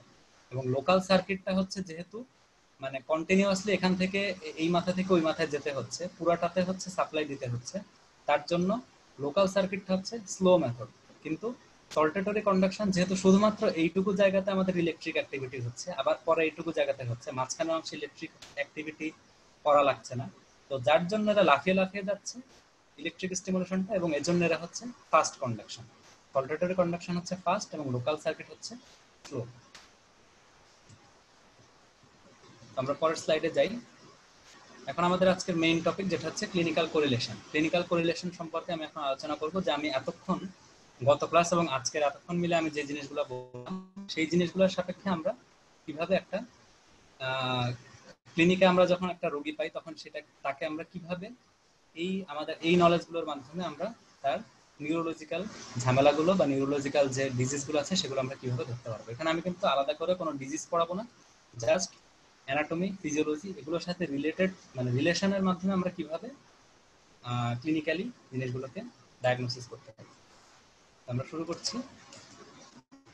প্রথমে আসি হচ্ছে, এত লেখা দেখে ভয় পাওয়ার কিছু নেই, আমি এত লেখা কিছুই পড়াবো না, শুধু হচ্ছে এটা জাস্ট একটা নোট হিসেবে দেওয়া, যারা তোমরা পরে পড়লে বুঝতে পারো। আমি জিনিসগুলো বাংলায় ব্যাখ্যা করব। প্রথমে হচ্ছে আমরা সেরেব্রামের ক্লিনিক্যাল কোরিলেশনে আসি। সেরেব্রামের এই যে একটা এখানে ছবি দেওয়া হয়েছে, সেরেব্রামের কতগুলো ফাংশনাল এরিয়া আছে যেটা আমি আগের দিনই পড়িয়েছি। তো ফাংশনাল এরিয়াগুলোর সাথে আমাদের কিভাবে ক্লিনিক্যাল কোরিলেশন করবো সেই জিনিসটা আমরা এখন জানবো। প্রথমে হচ্ছে ফ্রন্টাল লোব, দ্যাট মিনস এই যে সেন্ট্রাল সার্কাসের সামনের যে অংশ ফ্রন্টাল লোব, সেই অংশের সাথে আমরা কিভাবে ক্লিনিক্যাল কোরিলেশন করব। প্রথমত হচ্ছে আমরা আসি primary motor area, that means আমাদের 4 নম্বর এরিয়া, যেটা এই যে 4 নম্বর এরিয়া, এই 4 নম্বর এরিয়া যদি কোনো লেশন হয় তাহলে আমরা অপোজিট হাফ অফ দ্য বডিতে প্যারালাইসিস পাবো। তার কারণ কি, এখান থেকে যে ফাইবারগুলো আসতেছে সেগুলো সবই হচ্ছে আপার মোটর নিউরন, এবং আপার মোটর নিউরন সবই হচ্ছে আমাদের অপোজিট সাইডে চলে যায়। তো যার জন্য আমরা হচ্ছে অপোজিট সাইডে একটা প্যারালাইসিস পাবো, এবং এক সাইডে যদি আমাদের রিলেশনটা হয় তাহলে অপোজিট হাফে আমরা এই প্যারালাইসিসটা পাবো। এটাকে বলা হয় হেমিপ্লেজিয়া। এবং প্যারালাইসিস না হয় যদি শুধুমাত্র উইকনেস হয়, সাপোজ এই জায়গায় হচ্ছে সম্পূর্ণরূপে আমাদের লেশন হয়নি, একটা পার্শিয়াল লেশন হচ্ছে, তো সেটার জন্য আমরা এখানে পুরো প্যারালাইসিস পাবো না, কিন্তু একটা উইকনেস পাবো, এবং এই উইকনেসটাকে বলা হয় হচ্ছে hemiparesis. Premotor area, that means secondary motor area, যেটা আমরা বলেছি যে হচ্ছে এরিয়া 6, এরিয়া 4 এর সামনে যে এরিয়াটা থাকে, যারা হচ্ছে মোটর অ্যাসোসিয়েশন করে থাকে মূলত, এরা যদি হচ্ছে এখানে যদি কোনো লেশন হয় তাহলে আমরা পাবো difficulty in performance of skilled movement. যেহেতু এরা ওই জিনিসগুলোকে আমাদের মেইন মোটর ফাংশনগুলোকে হচ্ছে এরা অনেকটা মডিফাই করে এবং স্কিল মুভমেন্টে হেল্প করে, সেজন্য আমরা স্কিল মুভমেন্টগুলোকে এখানে করতে পারবো না ঠিক মতো। এরপর আমরা আসি হচ্ছে motor speech area of Broca, that means 44 এবং 45 নম্বর এরিয়া। এই দুটো এরিয়া হচ্ছে আমাদের কথা বলার জন্য হেল্প করে। তো এখানে যখন একটা লেশন হবে, এবং এটা অবশ্যই ডোমিনেন্ট হেমিস্ফিয়ারে হইতে হবে। ডোমিনেন্ট হেমিস্ফিয়ারটা কি? ডোমিনেন্ট হেমিস্ফিয়ার হচ্ছে আমরা সবাই হচ্ছে মূলত ডান হাতি। আমরা যারা ডান হাতি তাদের ক্ষেত্রে হচ্ছে আমাদের বাম পাশের সেরিব্রাল হেমিস্ফিয়ার গুলো বেশি অ্যাক্টিভ থাকে, বাম পাশের গুলো সেখানে হচ্ছে ডোমিনেন্ট হেমিস্ফিয়ার। যেহেতু আমাদের বলেছি যে আপার মোটর নিউরন গুলো অপোজিট সাইডে ক্রস করে, তো সেক্ষেত্রে ডান হাতি যারা আছে তাদের ক্ষেত্রে হচ্ছে বাম সাইডেরটা ডোমিনেন্ট হেমিস্ফিয়ার, এবং বাঁ হাতি যারা তারা তাদের ক্ষেত্রে ডান সাইডের সেরেব্রামটা হচ্ছে ডোমিনেন্ট সেরেব্রাল হেমিস্ফিয়ার। তো ডোমিনেন্ট সেরেব্রাল হেমিস্ফিয়ারে যদি ব্রোকাস এরিয়াটা নষ্ট হয়, সেই ক্ষেত্রে আমাদের এক্সপ্রেসিভ অ্যাফাসিয়া এই জিনিসটা ডেভেলপ করবে, বা মোটর অ্যাফাসিয়া। এক্সপ্রেসিভ অ্যাফাসিয়া বা মোটর অ্যাফাসিয়াটা কি? এরা হচ্ছে তুমি যখন একটা কথা বলবে এরা কথাটাকে বুঝতে পারবে, কিন্তু সেই কথাটার এগেনস্টে সে যে একটা রিপ্লাই দিবে সেই রিপ্লাইটা সে দিতে পারবে, কিন্তু তাকে যদি একটা কাগজ কলম দেওয়া হয় সে কিন্তু কাগজ কলমে সে কি বলতে চাচ্ছে সেটা লিখে দিতে পারবে, অথবা সে ভাবতেও পারবে যে হ্যাঁ আমি এটা বলতে চাচ্ছি। কিন্তু এই আমাদের স্পিচের জন্য যে মাসেলগুলো, সেই মাসেলগুলো কোনো প্যারালাইসিস না হওয়া সত্ত্বেও, এই যে এখানে দেখো যে no paralysis of the muscles of lips, tongue এবং ভোকাল কর্ড, এই মাসেলগুলোর প্যারালাইসিস না হওয়া সত্ত্বেও সে কিন্তু স্পিচের মাধ্যমে এই জিনিসগুলো বলতে পারবে না, কিন্তু লেখার মাধ্যমে বলতে পারবে, বা সে চিন্তাও করতে পারবে যে আমি এই জিনিসটা বলতে চাচ্ছি, কিন্তু সে বলতে পারবে না। এরপর আমরা আসি হচ্ছে প্রিফ্রন্টাল এরিয়া। প্রিফ্রন্টাল এরিয়া হচ্ছে এই রিজিয়নগুলো। এই রিজিয়নগুলো মূলত আমাদের পার্সোনালিটির সাথে রিলেট করে, দ্যাট মিনস আমাদের এক একজনের পার্সোনালিটি এক এক রকম। তো এই পার্সোনালিটিটা আমাদের প্রিফ্রন্টাল এরিয়ার মাধ্যমে আমরা এক একজনের এক এক রকম হয়ে থাকে। তো এই সুতরাং প্রিফ্রন্টাল এরিয়াতে যদি কারো লেশন হয় সেক্ষেত্রে তার হবে পার্সোনালিটি ডিসঅর্ডার। দ্যাট মিনস তার অনেক সময় লস অফ কনসেন্ট্রেশন হতে পারে, লস অফ জাজমেন্ট হতে পারে, তারপর হচ্ছে তার সোশ্যাল বিহেভিয়ার গুলা চেঞ্জ হয়ে যাবে, সে মানুষের সাথে হয়তো মিশবে না বা আগে যা মিশতো তার চেয়ে অতিরিক্ত মেশা শুরু করবে। তারপর হচ্ছে কেয়ারলেস অ্যাবাউট হিজ ড্রেস, তার জামা কাপড় সম্পর্কে তার কোনো আইডিয়া থাকবে না, দেখা যাচ্ছে জামা কাপড় না পরেই সে একটা প্রোগ্রামে চলে যাচ্ছে। অথবা তার হতে পারে ইউজ অফ অবসেন্স ল্যাঙ্গুয়েজ, উল্টাপাল্টা কথা বলবে। ইউরিনেটিং ইন পাবলিক, সে জনসমক্ষে ইউরিনেট করবে। এবং এরা হচ্ছে মূলত সিজোফ্রেনিয়ার সাথে এগুলোর একটা কানেকশন থাকে। এবার প্যারাইটাল লোবে, প্যারাইটাল লোব হচ্ছে তোমরা সবাই জানো যে সেন্ট্রাল সার্কাসের পোস্টেরিয়র অংশ এবং অক্সিপিটাল লোবের সামনে পর্যন্ত, এটা হচ্ছে আমাদের প্যারাইটাল লোব। তো প্যারাইটাল লোবে আমরা সবাই জানি যে সেন্সরি এরিয়াগুলো মূলত থাকে। তো lessons of the primary sensory area, that means আমাদের 1, 2, 3 এরা হচ্ছে প্রাইমারি সেন্সরি এরিয়া, 2, 3, 1 এই সিকোয়েন্সে থাকে। এই এরিয়াতে যখন কোনো লেশন হবে তখন হচ্ছে আমাদের loss of appreciation of exteroceptive and proprioceptive sensation from the opposite half of the body. That means এরা কোনো সেন্সেশনই ঠিক মতো পাবে না, এবং এটা অবশ্যই opposite side of the body থেকে। তার কারণ আপার মোটর নিউরন, আপার এক্ষেত্রে তো মোটর না, এক্ষেত্রে হচ্ছে আমাদের ব্রেনের যে নিউরনগুলো সেগুলো সবসময় হচ্ছে অপোজিট সাইডে। আমরা সবাই একটু আগেও বললাম যে ডান হাতি যারা তাদেরকে নিয়ন্ত্রণ করা হচ্ছে লেফট সেরিব্রাল হেমিস্ফিয়ার, এবং বাম হাতি যারা তাদেরকে নিয়ন্ত্রণ করে রাইট সেরিব্রাল হেমিস্ফিয়ার। তো এখানে সেই জিনিসটাই যে অপোজিট সাইডে সেন্সেশন চলে যাবে। সেন্সরি অ্যাসোসিয়েশন এরিয়া যেটা হচ্ছে আমাদের 5 এবং 7 নম্বর এরিয়া, যারা 1, 2, 3 এর পিছনে থাকে, এই এরিয়া যখন নষ্ট হবে বা এরিয়াতে যখন কোনো লেশন হবে তখন এটাকে বলা হয় ট্যাকটাইল অ্যাগনোসিয়া অর অ্যাস্টেরিওগনোসিস। এটার মানে কি? এটার মানে হচ্ছে তাকে যদি আমি বলি যে তুমি চোখ বন্ধ করে তার হাতে একটা জিনিস দিয়ে দিলাম, সাপোজ তার হাতে একটা টেনিস বল দিয়ে দিলাম, তো সে এটা বুঝতে পারবে না যে তার হাতে কি দেওয়া হয়েছে, এটা কি গোল কোনো জিনিস দেওয়া হয়েছে না চারকোনা দেওয়া হয়েছে, এটা কি টেনিস বল নাকি হচ্ছে এটা অন্য কিছু, এই জিনিসটা এরা বুঝতে পারবে না। এটা হচ্ছে ট্যাকটাইল অ্যাগনোসিয়া বা অ্যাস্টেরিওগনোসিস, এই টার্মটাকে বলা হয়। এরপর আমরা আসি ভার্নিক্স এরিয়া। ভার্নিক্স এরিয়া এটা 39 এবং 30 নম্বর এরিয়া। এরা হচ্ছে আমাদের স্পিচ সেন্স করে, দ্যাট মিনস কেউ কথা বললে সেটা বোঝার জন্য আমাদের ভার্নিক্স এরিয়াটা দরকার হয়, এবং এক্ষেত্রেও কিন্তু ডোমিনেন্ট হেমিস্ফিয়ারে হতে হবে। দ্যাট মিনস ডান হাতিদের ক্ষেত্রে বাম সেরিব্রাল হেমিস্ফিয়ার এবং বাম হাতিদের ক্ষেত্রে ডান সেরিব্রাল হেমিস্ফিয়ার।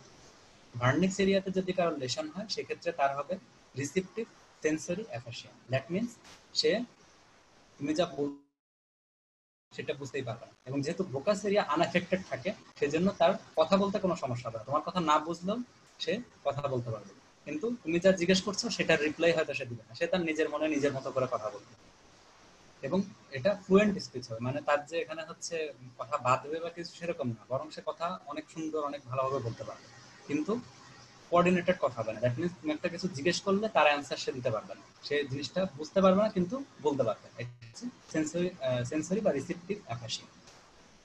এবং অনেক ক্ষেত্রে সে কিন্তু ইনকারেক্ট ওয়ার্ড বলতে পারে বা নন এক্সিস্টেন্ট ওয়ার্ড, অর্থাৎ সে এমন একটা ওয়ার্ড বললো যেটার এক্সিস্টেন্সই নাই, এটা বাংলা ভাষা বা ইংলিশ ভাষা কোনোটাতেই হয়তো নাই, এই ওয়ার্ডটা ডিকশনারিতে খুঁজলে পাওয়া যাবে না, এরকম একটা ওয়ার্ড অনেক সময় সে বলে থাকবে। এটা হচ্ছে আমাদের রিসিপটিভ বা সেন্সরি অ্যাফাসিয়া।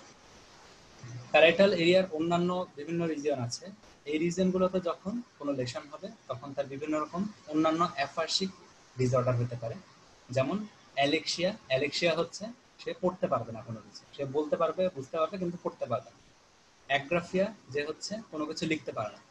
অ্যাক্যালকুলিয়া যে হচ্ছে কোনো অঙ্ক করতে পারে না, দ্যাট মিনস যোগ বিয়োগ গুণভাগ এগুলো কিছু করতে পারে না, বা সংখ্যাতাত্ত্বিক জিনিসগুলো সম্পর্কে তার আইডিয়া থাকে না। আর অ্যানোমিয়া, অ্যানোমিয়া হচ্ছে সে কোনো কিছু নাম মনে রাখতে পারে না, সে হয়তো দেখলো যে তার সামনে একটা টেনিস বল আছে কিন্তু সে চিনতে পারলো না যে এটা টেনিস বল, এটা হচ্ছে অ্যানোমিয়া।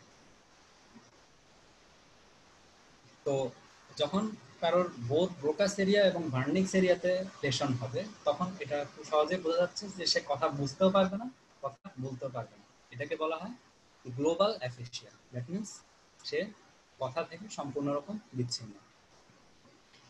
এখন যে জিনিসটা পড়াবো এটা রিটেনের জন্য বা ভাইবার জন্য খুব ইম্পর্টেন্ট, সেটা হচ্ছে মোটর এবং সেন্সরি অ্যাফাসিয়ার পার্থক্য।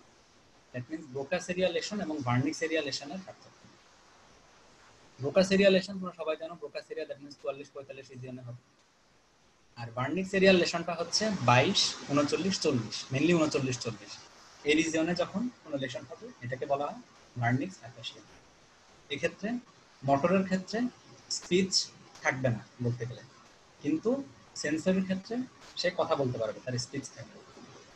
Comprehension of spoken words, that means সে কথা বুঝতে পারবে কিনা। মোটর অ্যাফাসিয়ার ক্ষেত্রে সে বুঝতে পারবে, সেন্সরের ক্ষেত্রে বুঝতে পারবে না।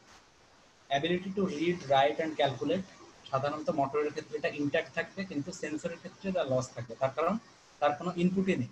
সে জিনিসটা মানে তুমি কোনো কথা বললে বা কোনো কথা লিখে দিলে সে বুঝতেই পারতেছে। আর word blindness means inability to comprehend written speech, মানে লেখা কোনো জিনিস বোঝার ব্যাপারে। মোটর অ্যাফাসিয়ার ক্ষেত্রে এই জিনিসটা অ্যাবসেন্ট থাকবে, দ্যাট মিনস তারা বুঝতে পারবে, কিন্তু সেন্সরি অ্যাফাসিয়ার ক্ষেত্রে এই জিনিসটা প্রেজেন্ট থাকবে, দ্যাট মিনস সে ওয়ার্ড ব্লাইন্ড থাকবে, সে কোনো কিছু দেখেও বুঝতে পারবে না বা কোনো কিছু শুনেও বুঝতে পারবে না। এখন আমরা আসি টেম্পোরাল লোবে। টেম্পোরাল লোবের ক্ষেত্রে যদি ইউনিল্যাটারাল টেম্পোরাল লোবের কোনো লেশন হয় এবং সেটা যদি প্রাইমারি অডিটরি এরিয়াতে হয়, দ্যাট মিনস আমরা এই রিজিয়নটা বলেছিলাম প্রাইমারি অডিটরি এরিয়া, এখানে যদি কোনো লেশন হয় তাহলে তার স্লাইট লস অফ হিয়ারিং, তার কিন্তু পুরোপুরি হিয়ারিং লস হবে না, স্লাইট লস অফ হিয়ারিং হবে, কিন্তু এটা অপোজিট সাইডে এই হিয়ারিং লসটা বেশি হবে। তার কারণ ওই একই, যে অপোজিট সাইডের এয়ার থেকে ফাইবারগুলো আমাদের সাপোজ ডান সাইডের কান থেকে বাম সাইডে এই ফাইবারগুলো বেশি আসবে। কিন্তু যদি বাইল্যাটারাল লেশন হয় সেক্ষেত্রে কমপ্লিট কর্টিক্যাল ডিফনেস হবে, সে কোনো কিছুই কানে শুনতে পাবে না।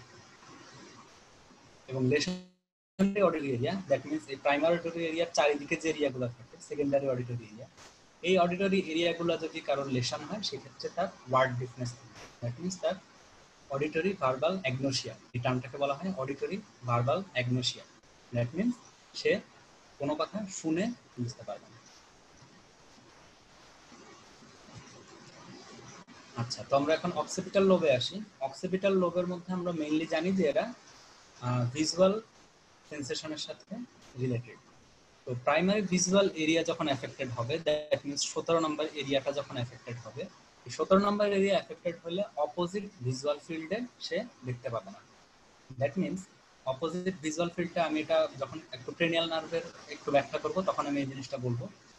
তো অপোজিট ভিজুয়াল ফিল্ড মানে হচ্ছে আমাদের ভিজুয়াল ফিল্ড, অর্থাৎ আমরা যার চোখের সামনে দেখছি, একটা সাপোজ একটা চোখ বন্ধ করে আমরা যখন দেখছি তখন আমাদের ভিজুয়াল ফিল্ডটা দুই ভাগে ভাগ করা যায়, একটা হচ্ছে নেজাল ভিজুয়াল ফিল্ড, একটা হচ্ছে আমাদের temporal visual field. That means আমাদের মিডিয়াল অংশে আমরা যে অংশ যে জিনিসগুলো দেখছি সেগুলো হচ্ছে নেজাল ভিজুয়াল ফিল্ড, এবং ল্যাটারাল সাইডে আমরা যে জিনিসগুলো দেখছি সেগুলো হচ্ছে টেম্পোরাল ভিজুয়াল ফিল্ড।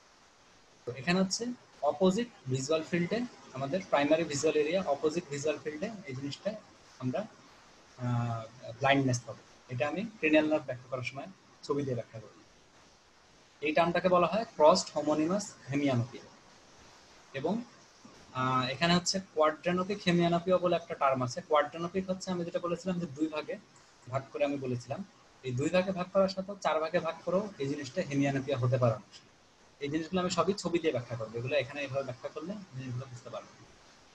তো এখানে একটা জিনিস আমি বলি, সেটা হচ্ছে ম্যাকুলার স্পেয়ারিং জিনিসটা কি। ম্যাকুলার স্পেয়ারিং জিনিসটা অনেক সময় আমরা পড়ে থাকি। তো ম্যাকুলার স্পেয়ারিং হচ্ছে, ম্যাকুলা বলতে আমরা যেটা ইন্টারমিডিয়েটে পড়ে এসেছিলাম সেটা হচ্ছে পিপবিন্দু। দ্যাট মিনস এটা ভিজুয়াল সেন্সেশনের সাথে সবচেয়ে বেশি রিলেটেড থাকে, এখানে এই অংশটা দিয়ে আমরা সবচেয়ে ভালো দেখতে পাই।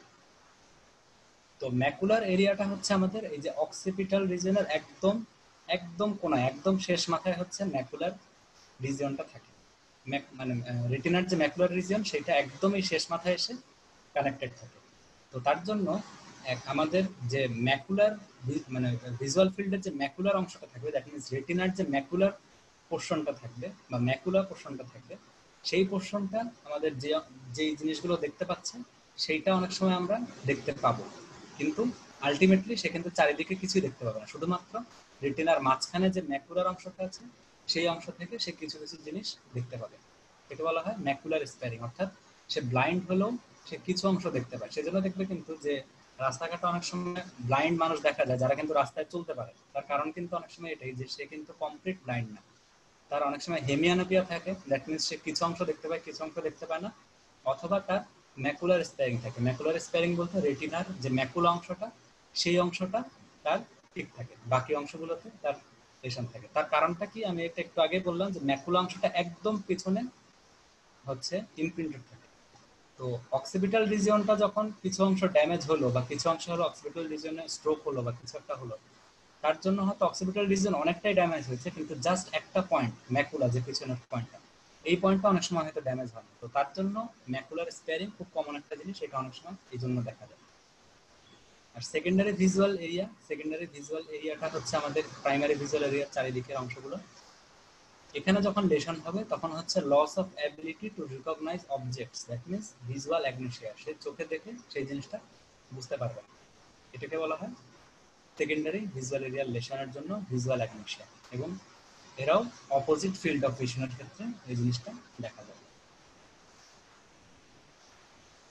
এখন আমরা আসি যে এই যে সেরেব্রামে আমরা যে অংশগুলো পড়লাম, তো এই অংশগুলোর সাথে ব্লাড সাপ্লাই রিলেশনটা কি? দ্যাট মিনস আমরা অনেক সময় বলে থাকি যে একটা পেশেন্ট স্ট্রোক করেছে, স্ট্রোক করার জন্য সে হয়তো কথা বলতে পারছে না।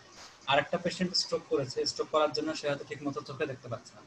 বা আরেকটা পেশেন্ট স্ট্রোক করেছে, যে স্ট্রোক করার পর সে হয়তো কথা বুঝতে পারছে না। তো এটার কারণটা কি? এটার কারণ হচ্ছে আমাদের ব্লাড সাপ্লাই। স্ট্রোক মিনস হচ্ছে আমাদের যখন কোনো একটা রিজিয়নের ব্লাড সাপ্লাইটা হ্যাম্পার হয়, তার জন্য ওই রিজিয়নটা তখন আর নিউরোলজিক্যালি অ্যাবল থাকে না আমাদের নিউরোলজিক্যাল স্টিমুলেশনগুলো নেওয়ার জন্য। তো এই নিউরোলজিক্যাল ডিসএবিলিটিটাই হচ্ছে স্ট্রোক। তো এটা বোঝার জন্য আমাদেরকে সেরেব্রামের ব্লাড সাপ্লাইটা একটু অল্প করে বুঝতে হবে। এটা হচ্ছে একটা সেরেব্রাম, তোমরা দেখতে পাচ্ছ সেরেব্রামের ল্যাটারাল সারফেস।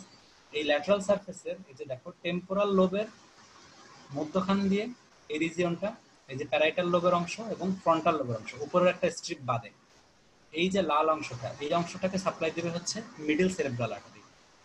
এই যে উপরের স্ট্রিপটা ছিল, এই উপরের স্ট্রিপটাকে সাপ্লাই দেবে হচ্ছে anterior cerebral artery up to আমাদের যে সেন্ট্রাল সার্কাস ছিল সেই পর্যন্ত। আর এর পেছন থেকে এই যে টেম্পোরাল লোবের নিচ পর্যন্ত এই অংশটাকে, এবং উইথ অক্সিপিটাল লোব, এই অংশটাকে সাপ্লাই দেবে হচ্ছে আমাদের পোস্টেরিয়র সেরেব্রাল আর্টারি। তো সাপোজ কারোর যদি হচ্ছে মিডল সেরেব্রাল আর্টারিতে স্ট্রোক হয়, সেক্ষেত্রে কিন্তু তার চিন্তা করো যে মিডল সেরেব্রাল আর্টারির যে এরিয়াটা আছে, এই এরিয়াতে আমাদের কোন কোন ফাংশনাল এরিয়া আছে। এই এরিয়াতে আমাদের ফাংশনাল এরিয়া আছে হচ্ছে আমাদের এই যে অডিটরি এরিয়াগুলো, primary auditory area, secondary auditory area. এছাড়া এখানে আমাদের কিছু পার্সোনালিটির সাথে রিলেটেড কিছু এরিয়া থাকবে, মোটরের সাথে রিলেটেড কিছু এরিয়া থাকবে, দ্যাট মিনস 4 নম্বর এরিয়ার কিছু অংশ থাকবে, 1, 2, 3-এর কিছু অংশ থাকবে, দ্যাট মিনস সেন্সরি এরিয়ার কিছু অংশ থাকবে, এই অংশগুলো। তো তার মোটর ফাংশন কিছু যাবে, সেন্সরি ফাংশন কিছু যাবে, তার হচ্ছে অডিটরি এরিয়ার কিছু যাবে। তো সেই হিসাবে তার কিছু মোটর ফাংশন যাবে, সেন্সরি ফাংশন যাবে, এবং সে ঠিক মতো কানেও শুনতে পাবে। এটা হচ্ছে আমাদের মিডল সেরেব্রাল আর্টারির টেরিটরিতে যখন কোনো লেশন হয়। অ্যান্টেরিয়র সেরেব্রাল আর্টারির টেরিটরিতে যখন কোনো লেশন হচ্ছে, অ্যান্টেরিয়র সেরেব্রাল আর্টারি কিন্তু শুধু স্ট্রিপটুকু না, মিডিয়াল সারফেসে কিন্তু বেশ বড় একটা অংশ জুড়ে সাপ্লাই দিচ্ছে, এই হলুদ অংশটা। এই রিজিয়নে কিন্তু তার মানে আমাদের এই যে 4 নম্বর এরিয়া কন্টিনিউশন, 3, 1, 2 এর কন্টিনিউশন থাকবে, পার্সোনালিটি এরিয়া কিছু থাকবে। তো এই রিজিয়নে যখন কোনো একটা লেশন হবে, এই রিজিয়ন বলতে আমি বলতে চাচ্ছি অ্যান্টেরিয়র সেরেব্রাল আর্টারি স্ট্রোক যখন হবে, তখন হচ্ছে আমাদের কিছু মোটর ফাংশন যাবে, কিছু সেন্সরি ফাংশন যাবে, কিছু পার্সোনালিটির জিনিসগুলো যাবে। পোস্টেরিয়র সেরেব্রাল আর্টারি যখন কোনো লেশন হবে, তখন সবচেয়ে মেইন যে জিনিসটা যাবে সেটা হচ্ছে অক্সিপিটাল লোব যাবে, দ্যাট মিনস তার ভিজুয়াল প্রবলেম ডেভেলপ করবে। এটাই হচ্ছে আমাদের ব্লাড সাপ্লাইয়ের সাথে যে ফাংশনাল এরিয়াগুলোর একটা যে সম্পর্ক। এখন আমি যদি মিডিয়ালি একটা জিনিস, একটা সেকশন করি ব্রেইনের, মিডিয়াল সেকশন করলে এই জিনিসটা কালার কিন্তু সেম না, এটা মনে রাখো, এখানে কালার আলাদা। এই যে জিনিসটা, এটা আমি হচ্ছে এই বরাবর একটা সেকশন করেছি, সেকশন করে আমি দেখছি প্রস্থচ্ছেদ বরাবর দেখছি। এইটা হচ্ছে আমাদের একটা ব্রেইনের হেমিস্ফিয়ার, সেরিব্রাল হেমিস্ফিয়ার। এই রিজিয়নটাকে অ্যান্টেরিয়র সেরেব্রাল আর্টারি, আমি যেটা বললাম যে এই রিজিয়নটা, এখানে হলুদ রিজিয়ন, এখানে নীল রিজিয়ন, এই রিজিয়নটাকে অ্যান্টেরিয়র সেরেব্রাল আর্টারি, এই যে অ্যান্টেরিয়র সেরেব্রাল আর্টারি এই রিজিয়নটা সাপ্লাই দিচ্ছে, এই রিজিয়নটা। এই রিজিয়নটা মিডল সেরেব্রাল আর্টারি, এবং এর পেছনে এটা হচ্ছে পোস্টেরিয়র সেরেব্রাল আর্টারি। এগুলো হচ্ছে বিভিন্ন সেরেব্রাল আর্টারি ব্রাঞ্চের কথা এখানে বলা হয়েছে। তো এটার ইম্পর্টেন্স কি, এটা আমি এই যে হোমানকুলাস দিয়ে ব্যাখ্যা করি। যে হোমানকুলাসের ক্ষেত্রে আমি বলেছিলাম যে এই অংশের ল্যারিংস, তার উপর টাং, তার উপর ফেস, তার উপর হ্যান্ড, তার উপর আর্ম, ট্রাঙ্ক, এবং মিডিয়াল সারফেসে হচ্ছে ফুট এবং হিপ, এই অংশগুলো ইমপ্রিন্টেড থাকে। যে অংশ মানে ফুট এবং হিপ, এই অংশটাকে নিয়ন্ত্রণ করে হচ্ছে আমাদের ব্রেনের মিডিয়াল সারফেসটা। এরপর আর্ম, হ্যান্ড, ফেসটাকে নিয়ন্ত্রণ করে হচ্ছে আমাদের ব্রেইনের ল্যাটারাল সারফেসের নিচের দিকের অংশ। তো হোমানকুলাসের ইম্পর্টেন্স হচ্ছে এটাই যে যখন আমাদের এই অ্যান্টেরিয়র সেরেব্রাল আর্টারি স্ট্রোক হবে, দ্যাট মিনস যে এই রিজিয়নের স্ট্রোকটা হচ্ছে তখন কিন্তু হিপ, ফুট এই জিনিসগুলো আমাদের প্যারালাইসিস হবে মূলত। আবার যখন মিডল সেরেব্রাল আর্টারি যাচ্ছে, এই যে মিডল সেরেব্রাল আর্টারি, তখন কিন্তু আমাদের এই যে এই রিজিয়নগুলো যাচ্ছে, দ্যাট মিনস হ্যান্ড, ট্রাঙ্ক, তারপর হচ্ছে আমাদের থাম, ফেস, এই জিনিসগুলোতে তখন আমরা প্যারালাইসিস পাবো। এটাই হচ্ছে হোমানকুলাসের সাথে আমাদের ব্লাড সাপ্লাইয়ের রিলেশন, এবং এই রিলেশনগুলো খুবই ইম্পর্টেন্ট। এবার আমরা আসি বেজাল গ্যাংলিয়ার লেশনে। বেজাল গ্যাংলিয়ার লেশনগুলো আমি ভিডিও দেখাবো। গত ক্লাসে একজন আমাকে বলেছিল যে কোরিয়া, অ্যাথেটোসিস, ব্যালিজম জিনিসগুলো কি। এই জিনিসগুলো আসলে সংজ্ঞা পড়ে বোঝা যায় না, এগুলো ভিডিও দেখে বুঝতে হয়, সেটি আমি বোঝানোর চেষ্টা করি। তো বেজাল গ্যাংলিয়ার লেশনের মেইন যে লেশনটা সেটা বা ডিজিজটা, সেটা হচ্ছে পার্কিনসন্স ডিজিজ বা প্যারালাইসিস অ্যাজিটেন্স। পার্কিনসন্স ডিজিজটা হচ্ছে আমাদের তিনটা মেইন ক্যারেক্টারিস্টিক্সের কম্বিনেশন। সেগুলো কি? সেটা হচ্ছে ট্রেমর, রিজিডিটি এবং অ্যাকাইনেশিয়া বা ব্র্যাডিকাইনেশিয়া। ট্রেমরটা হচ্ছে এখানে রেস্টিং ট্রেমর। আমি আগের দিনই বলেছিলাম যে বেজাল গ্যাংলিয়া কাজ করে রেস্টিং পজিশনে। যে কোনো রেস্টিং অবস্থায় বেজাল গ্যাংলিয়া আমাদের টোন, পোস্টার এগুলোকে মেনটেন করে। আর সেরেবেলামটা মেনটেন করে হচ্ছে আমাদের মুভমেন্টের একটা পজিশনে, যার জন্য সেরেবেলামে আমরা কিন্তু intention tremor pi. That means আমি কোনো একটা কাজ করতে যাচ্ছি তখন ট্রেমর পাই। কিন্তু বেজাল গ্যাংলিয়ার লেশনে আমরা পাই হচ্ছে রেস্টিং ট্রেমর। এবং রেস্টিং ট্রেমরটা যখন কেউ মুভমেন্ট করতে শুরু করে তখন কিন্তু তার থাকে না। তোমরা যদি পার্কিনসন্স ডিজিজের পেশেন্ট দেখে থাকো তাহলে তোমরা দেখবে যে সে যখন বসে থাকে বা শুয়ে থাকে তখন তার হাত কাঁপতে থাকে, পা কাঁপতে থাকে, কিন্তু সে যখন কোনো কাজ করে তখন কিন্তু সে মোটামুটি নর্মালি করতে পারে, তার কিন্তু হাত পা খুব একটা কাঁপে না। এরপর আমরা আসি রিজিডিটি। তো রিজিডিটি, আমরা পার্কিনসন্স ডিজিজের যে রিজিডিটিটা পাই সেটা হচ্ছে লেড পাইপ বা কক হুইল রিজিডিটি। এই জিনিসটা আমি ছবি দিয়ে পরে ব্যাখ্যা করছি। লেড পাইপ রিজিডিটিটা যখন ট্রেমর দিয়ে থাকে তখন এটাকে বলা হয় কক হুইল রিজিডিটি। আর এর সাথে একটা ডিফারেন্স যেটা হচ্ছে আমাদের ক্লাস্প নাইফ রিজিডিটি। ক্লাস্প নাইফ রিজিডিটিটা আমরা হচ্ছে আপার মোটর নিউরন লেশনে পাই। এই সবগুলোই রিজিডিটি, কিন্তু সবগুলোর ডিফারেন্স আছে, সবগুলোই আমি ভিডিওর মাধ্যমে ব্যাখ্যা করব।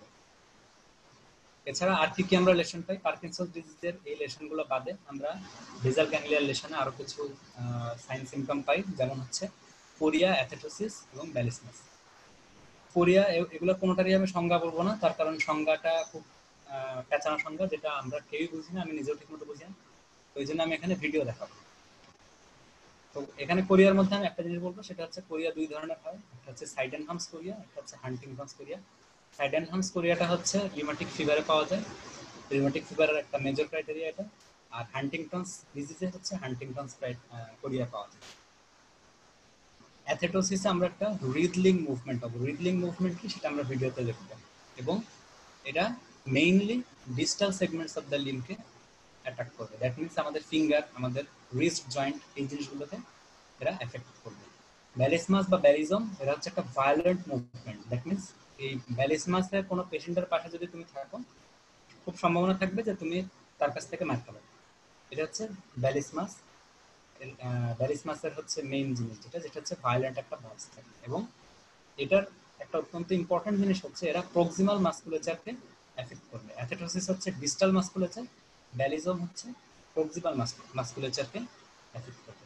এবং ব্যালিসমাস দুই ধরনের হতে পারে, একটা হচ্ছে মোনোব্যালিসমাস এবং একটা হচ্ছে হেমিব্যালিসমাস। মোনোব্যালিসমাস হচ্ছে যে কোনো একটা হাত বা একটা পা যখন এই ব্যালিজমের শিকার হয় তখন আমরা বলি মোনোব্যালিজম।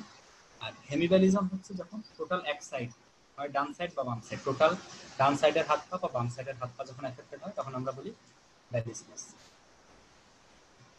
তো কোরিয়ার সাইন সিম্পটম আমরা পাই হচ্ছে মূলত কর্ডেট নিউক্লিয়াসের লেশনের জন্য, অ্যাথেটোসিস পাই হচ্ছে গ্লোবাস প্যালিডাসের লেশনের জন্য, হেমিব্যালিসমাস পাই হচ্ছে সাবথ্যালামিক লেশনের জন্য, পার্কিনসন্স ডিজিজ হয় হচ্ছে আমাদের সাবস্টেনশিয়া নিগ্রা লেশনের জন্য এবং ডিরেক্ট পাথের লেশনের জন্য, আর হান্টিংটনস কোরিয়া আমরা পাই হচ্ছে নিউস্টেটামের লেশনের জন্য।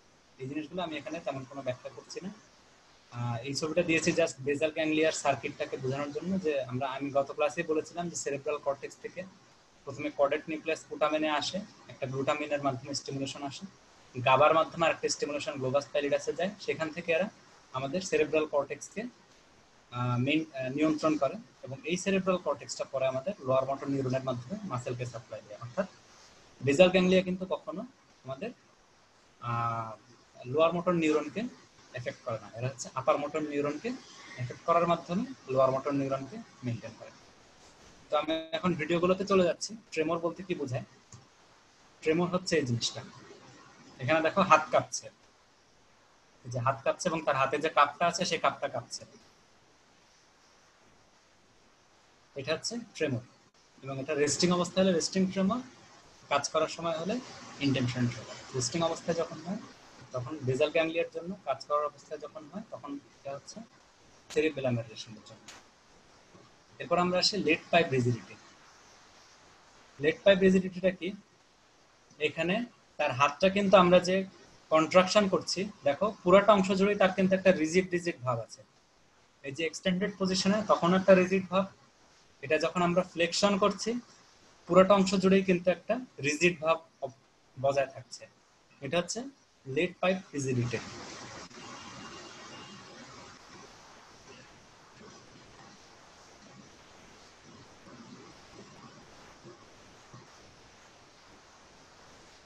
আচ্ছা, তো আমরা এবার আসি হচ্ছে কগভিল এবং ক্ল্যাস্প নাইফ রিজিডিটি। কগভিল রিজিডিটি হচ্ছে আমরা যে লিড পাইপ রিজিডিটি দেখলাম, সেই লিড পাইপ রিজিডিটির সাথে যখন ট্রেমর থাকবে এটাকে বলা হয় কগভিল রিজিডিটি। আর ক্ল্যাস্প নাইফ রিজিডিটি হচ্ছে আমরা যেটা বলি চাকু, যেটা ওই একটা কাভার থাকে, যে কাভার থেকে চাকুটা যখন খোলা হয় সেই টাইপের একটা রিজিডিটি হয়, যেটা আমি ছবি ভিডিওর মাধ্যমে ব্যাখ্যা করছি, পরে আমি ছবিতেও বলবো। প্রথমে ক্ল্যাস্প নাইফ রিজিডিটি।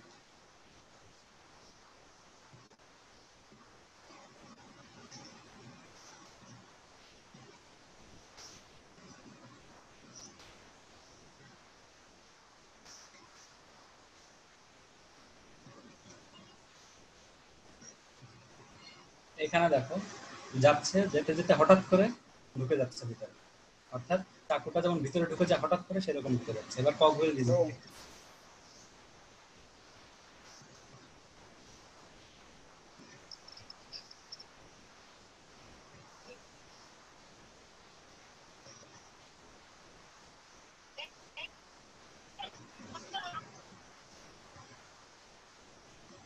তো কক হুইলটা হয়তো ঠিক মতো দেখা গেল কিনা বুঝলাম না, হয়তো একটু নেটওয়ার্কের সমস্যার জন্য ভালো দেখা যাচ্ছিল না, কিন্তু কক হুইল রিজিডিটিটা আমরা যে লেড পাইপ রিজিডিটি দেখিয়েছিলাম তার সাথে একটু ট্রেমর থাকবে, দ্যাট মিন্স কাপা কাপা একটা সেন্সেশন পাবো আমরা। লেড পাইপটা কি, এই যে আমি এখানে বলেছি যে লেড পাইপ হচ্ছে একটা লিডের একটা যখন পাইপ বা সীসার একটা পাইপ যখন আমরা পাই, এটাকে আমরা যদি মাঝখান থেকে বেন্ড করে দুভাগ করতে যাই, এটা করলে আমরা একটা যে সেন্সেশন পাবো এটাই হচ্ছে লেড পাইপ রিজিডিটির সেন্সেশন। কক হুইল রিজিডিটির সেন্সেশনটা কি, একটা কাটা কাটা একটা চাকা, দ্যাট মিনস আমরা বিভিন্ন মেশিনের মধ্যে যে চাকাগুলো পাই বা বিভিন্ন খেলনার মধ্যে যে চাকাগুলো পাই, এই চাকাগুলো হচ্ছে মানে এই চাকাগুলো ঘুরলে যে একটা ফিলিং হয়, এটা হচ্ছে কক হুইল রিজিডিটি। আর ক্ল্যাস্প নাইফ রিজিডিটি হচ্ছে এই যে একটা চাকু, এই চাকুটার হচ্ছে এই যে কাভারটা, এই হচ্ছে চাকুটা, এটাকে আমরা যখন ঠাস করে ভিতরে ঢুকাই দিচ্ছি, এটা হচ্ছে আমাদের ক্ল্যাস্প নাইফ রিজিডিটি, যেটা আমরা আপার মোটর নিউরনদের সাথে পাই। এবার আমরা আসি কোরিয়াতে। কোরিয়াটা দেখলে মনে হবে যে সে মানে গানের সাথে সাথে তার বডিটাকে নাড়াচ্ছে, অনেকটা এরকম একটা ড্যান্সিং মুভমেন্ট, মনে হচ্ছে গানের সাথে সাথে সে নাচতেছে। দেখো হাতগুলো, পা গুলো, মাথা গানের সাথে নাচতেছে। এবার হাঁটা অবস্থায় দেখি, এই যে হাঁটা অবস্থায় তার মনে হচ্ছে যে সে একটা ড্যান্স করছে। এটা হচ্ছে আমাদের কোরিয়া। অ্যাথেটোসিস কি, যেটা আমি বলেছিলাম যে রিদলিং মুভমেন্ট, যে হাতটা বেঁকে যাচ্ছে, এটা আমি বলেছিলাম ডিস্টাল মাসেলে, দ্যাট মিন্স এরা রিস্ট, ফিঙ্গার এগুলোকে এফেক্ট করছে, এবং ডিস্টাল মাসেলে একটা রিদলিং, এটাকে বলা হয় রিদলিং মুভমেন্ট, ঘুরে যাচ্ছে মুভমেন্টটা।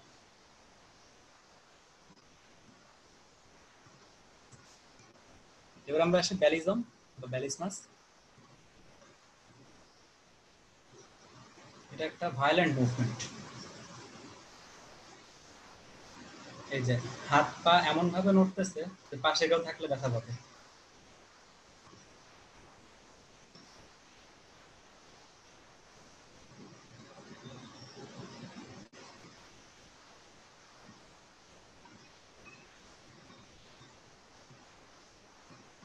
তো বেজাল গ্যাংলিয়ার লেশনগুলো আশা করি সবাই মোটামুটি বুঝতে পারছে, যে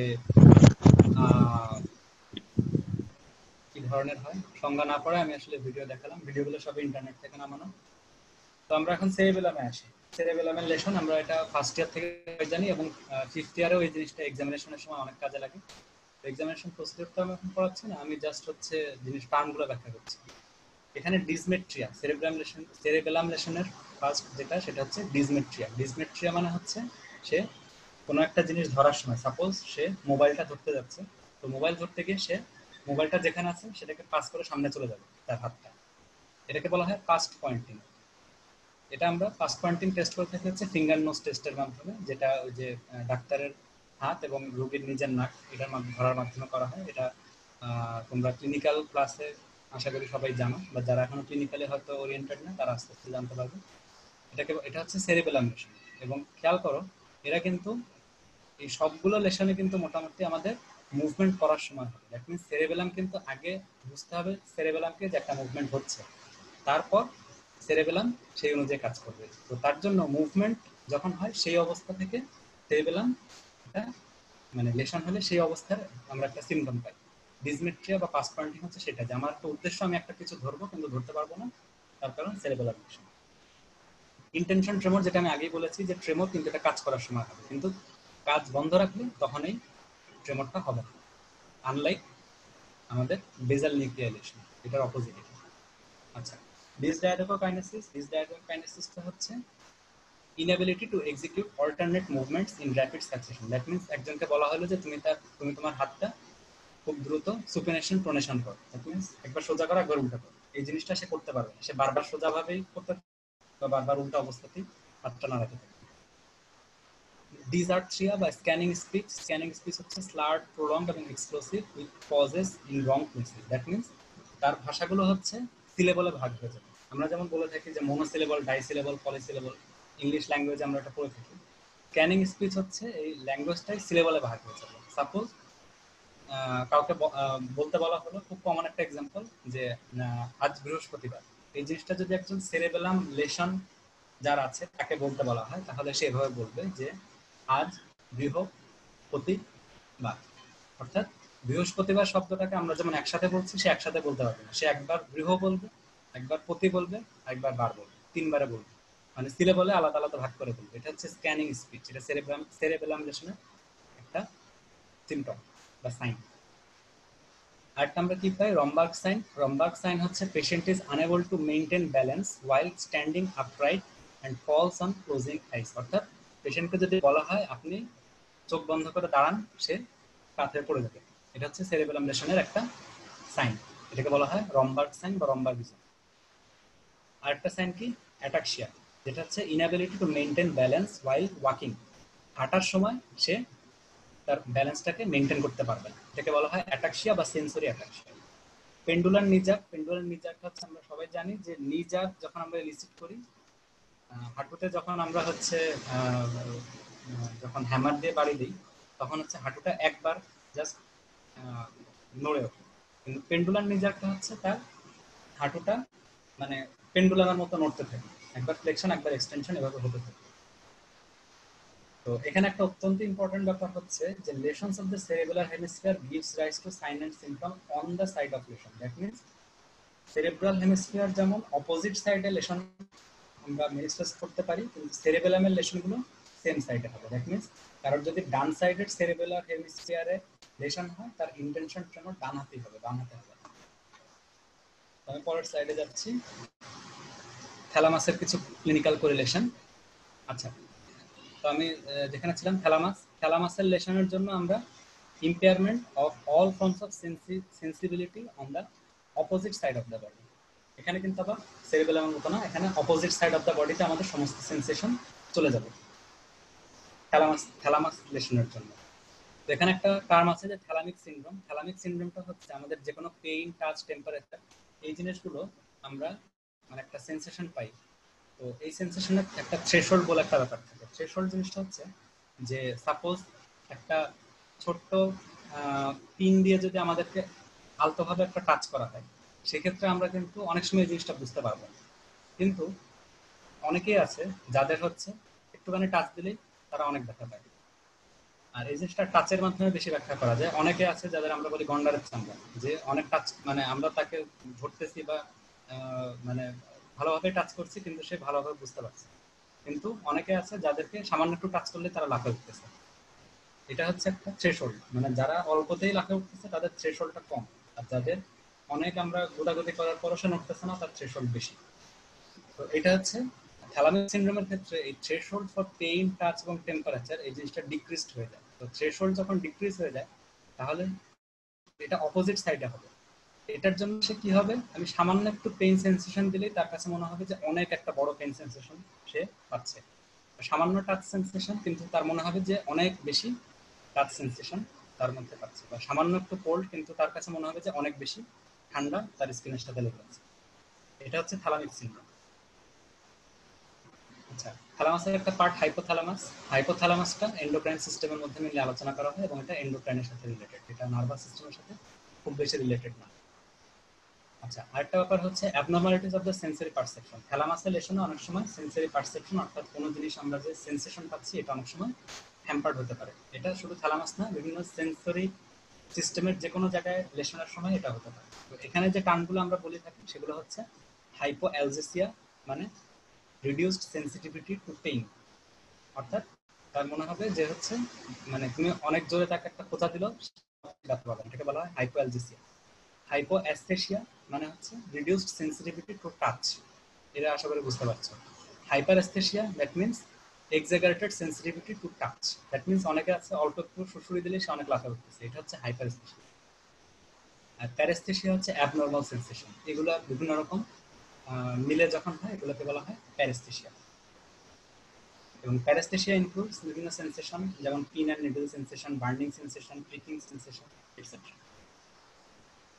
তো আমরা ব্রেন স্টেমে আসি এখন। ব্রেন স্টেমের লেশন, ব্রেন স্টেম আমরা তিন ভাগে ভাগ করি, একটা হচ্ছে মিড ব্রেন, একটা হচ্ছে পন্স, একটা হচ্ছে মিডল অফ ব্রেন। মিড ব্রেনে যখন কোনো লেশন হয়, মিড ব্রেনে লেশন হলে সেটাকে আমরা বলে থাকি ওয়েবার সিনড্রোম। মিড ব্রেনে লেশন বলতে মিড ব্রেন স্ট্রোকের ক্ষেত্রে আমরা ওয়েবার সিনড্রোম টার্মটা বলে থাকি। এবং এক্ষেত্রে আমাদের মেইন যে আর্টারিটা এর জন্য এর সাথে রিলেটেড সেটা হচ্ছে posterior cerebral artery. Posterior cerebral artery lesion হলে আমাদের ওয়েবার সিনড্রোম হতে পারে। ওয়েবার সিনড্রোম আমরা কি কি পাবো? Ipsilateral, lateral, squid. ইপসিল্যাটারাল বলতে সেম সাইডে, যেহেতু আমি এই যে এই স্কুইড জিনিসটা হচ্ছে ক্রেনিয়াল নার্ভের সাথে রিলেটেড, এবং ক্রেনিয়াল নার্ভ শুধুমাত্র ট্রক্লিয়ার নার্ভ ছাড়া, আমি একটু আগে বলেছি যে ট্রক্লিয়ার নার্ভ ছাড়া কোনোটাই অপোজিট সাইডে যায় না। তো ইপসিল্যাটারাল সেই জন্যই হচ্ছে যে এখানে যেহেতু থার্ড ক্রেনিয়াল নার্ভ এটা সেম সাইডে সাপ্লাই দিচ্ছে, সুতরাং ইপসিল্যাটারাল। ল্যাটারাল স্কুইড কেন? তার কারণ হচ্ছে থার্ড ক্রেনিয়াল নার্ভ আমি আগে বলেছি যে সুপিরিয়র অবলিক এবং ল্যাটারাল রেকটাস বাদে সমস্ত আই মাসেলকে সাপ্লাই দিয়ে থাকে। তো এরা যখন প্যারালাইসিস হয়ে যাচ্ছে তখন ল্যাটারাল রেকটাস আপার হ্যান্ড নিচ্ছে। ল্যাটারাল রেকটাস যেহেতু এই প্যারালাইসিসের মধ্যে পড়ছে না, তো ল্যাটারাল রেকটাসটা আমাদের আইবলটাকে ল্যাটারালি নিয়ে যাচ্ছে, সেজন্য একটা ল্যাটারাল স্কুইল পাবো। দ্যাট মিনস তার চোখের মনিটা একদিকে সরে থাকবে, মানে বাইরের দিকে সরে থাকবে। হচ্ছে ল্যাটারাল ল্যাটারাল স্কুইল। আর কি পাবো? Drooping of the upper eyelid, that means ptosis. আমরা টোসিস কেন পাবো? তার কারণ মিড ব্রেইন, আমি এখন মিড ব্রেইনে আছি, মিড ব্রেইনে কিন্তু আমাদের ক্রেনিয়াল নার্ভ 3 এবং ক্রেনিয়াল নার্ভ 4 এই দুটো কিন্তু মিড ব্রেইনে থাকে, এই দুটার নিউক্লিয়াস। দ্যাট মিনস অকুলোমোটর নার্ভের নিউক্লিয়াস কিন্তু আমাদের মিড ব্রেইনে আছে। অকুলোমোটর আমাদের এই যেমন আইয়ের মাসেলগুলোকে সাপ্লাই দিচ্ছে, আবার আপার আইলিডের যে মাসেলটা থাকে সুপিরিয়র লিভেটর পালপেব্রিস সুপিরিয়রিস, এই মাসেলটাকে কিন্তু অকুলোমোটর নার্ভ সাপ্লাই দেয়। তো সেই জন্য অকুলোমোটর নার্ভ হচ্ছে এই না অকুলোমোটর নার্ভ লেশনের ক্ষেত্রে আমরা প্রসেস পাবো। দ্যাট মিনস চোখের আইলিডটা উপর থেকে নিচের দিকে পড়ে থাকবে। আর কি পাবো? Pupil is dilated and fixed to light and accumulation reflex is lost on the side of the lesion. That means আমাদের লাইট রিফ্লেক্স এবং অ্যাকুমুলেশন রিফ্লেক্সটা নষ্ট হবে। তার কারণ কি? অকুলোমোটর নার্ভের ক্ষেত্রে আমি বলেছিলাম যে অকুলোমোটর নার্ভের একটা অংশ হচ্ছে আমাদের এডিঞ্জার ওয়েস্টফাল নিউক্লিয়াস। এডিঞ্জার ওয়েস্টফাল নিউক্লিয়াসটা হচ্ছে প্যারাসিম্প্যাথেটিক সাপ্লাই দেয়। তো প্যারাসিম্প্যাথেটিক সাপ্লাই যখন দিচ্ছে তার মানে এখানে অকুলোমোটর নার্ভের সাথে আমাদের এডিঞ্জার ওয়েস্টফাল নিউক্লিয়াসটাও লেশন হচ্ছে, তার জন্য প্যারাসিম্প্যাথেটিক সাপ্লাইটা পাচ্ছে না। তো প্যারাসিম্প্যাথেটিক না পেলে সিম্প্যাথেটিকটা আপার হ্যান্ড হচ্ছে, তার জন্য ডাইলেটেড পিউপিল আমরা পাচ্ছি এবং এটা লাইটে ইনসেনসিটিভ থাকে। দ্যাট মিনস লাইট রিফ্লেক্স আমরা পাবো। এবং হর্নার সিনড্রোমের সাথে এখানে ডিফারেন্স, হর্নার সিনড্রোমেও কিন্তু আমাদের প্রসেস থাকে, কিন্তু হর্নার সিনড্রোমে যেহেতু সিম্প্যাথেটিক লেশন, সিম্প্যাথেটিক লেশনের জন্য কিন্তু আমরা পিউপিলটা কনস্ট্রিক্টেড পাবো, তার কারণ তখন প্যারাসিম্প্যাথেটিক আপার হ্যান্ড নিয়ে পিউপিলকে কনস্ট্রিক্ট করবে। তোমরা সবাই জানো যে পিউপিল কনস্ট্রিক্টেড হয় হচ্ছে প্যারাসিম্প্যাথেটিক এবং ডাইলেটেড হয় হচ্ছে সিম্প্যাথেটিক। আচ্ছা, মিড ব্রেনে আমরা এখনো মিড ব্রেনে আছি। মিড ব্রেনে তাহলে ক্রেনিয়াল নার্ভের, মিড ব্রেনে যখন লেশন হবে তখন ক্রেনিয়াল নার্ভের এই লেশনগুলো পাবো, দ্যাট মিনস অকুলোমোটর নার্ভের লেশন পাবো। এছাড়া আমরা কি পাবো? কন্ট্রাল্যাটারাল হেমিপ্লেজিয়া, যেহেতু এখান থেকে আমাদের ব্রেইন থেকে আপার মোটর নিউরনগুলো স্পাইনাল কর্ডে মিড ব্রেনের মাধ্যমে যাচ্ছে, তো এখানে আমরা অপোজিট সাইডে প্যারালাইসিস পাবো কর্টিকোস্পাইনাল ট্র্যাক্টের লেশনের জন্য। আর এছাড়া আমরা একটা জিনিস পাবো, সেটা হচ্ছে contralateral paralysis of the lower part of the face and tongue due to lesion in the corticobulbar tract. Corticobulbar tract হচ্ছে কর্টিকোনিউক্লিয়ার ট্র্যাক্টের মধ্যে, যারা হচ্ছে আমাদের cranial nerve, lower cranial nerve যে নিউক্লিয়াসগুলো আছে, এগুলোতে আমি বলেছি লোয়ার মোটর নিউরন, এর উপরে থাকে আপার মোটর নিউরন। এই আপার মোটর নিউরনগুলোকে যখন এই আপার মোটর নিউরনগুলো অ্যাকচুয়ালি ব্রেইন থেকে, দ্যাট মিনস আমি বলেছিলাম যে লেশন এরিয়া 4, এরিয়া 6, ওই রিজিয়নগুলো থেকে যখন মিড ব্রেইনে আমাদের অকুলোমোটর নার্ভ বলো বা যে কোনো নার্ভের উপরে যখন সিনাপস হচ্ছে, তো মিড ব্রেনের মধ্যে দিয়ে কিন্তু তাদেরকে যেতে হচ্ছে। মিড ব্রেইন লেশন পাওয়ার জন্য তাহলে আমরা, যেহেতু মিড ব্রেনে ক্রেনিয়াল নার্ভ 3 থাকে, আমরা অকুলোমোটর নার্ভের লেশন পাবো, এখান থেকে যেতে কর্টিকোস্পাইনাল ট্র্যাক্টগুলো যাচ্ছে তার লেশন পাবো, এবং আমাদের ক্রেনিয়াল নার্ভের আপার মোটর নিউরন লেশনগুলো পাবো, কর্টিকোবালবার ট্র্যাক্টের লেশন।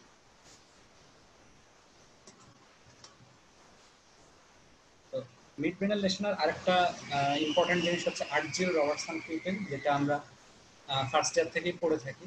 তো আর্জিল রবার্টসন পিউপেলের এখানে আমি একটা নিউমোনিক দেওয়া, আর্জিল রবার্টসন পিউপেল এআরপি।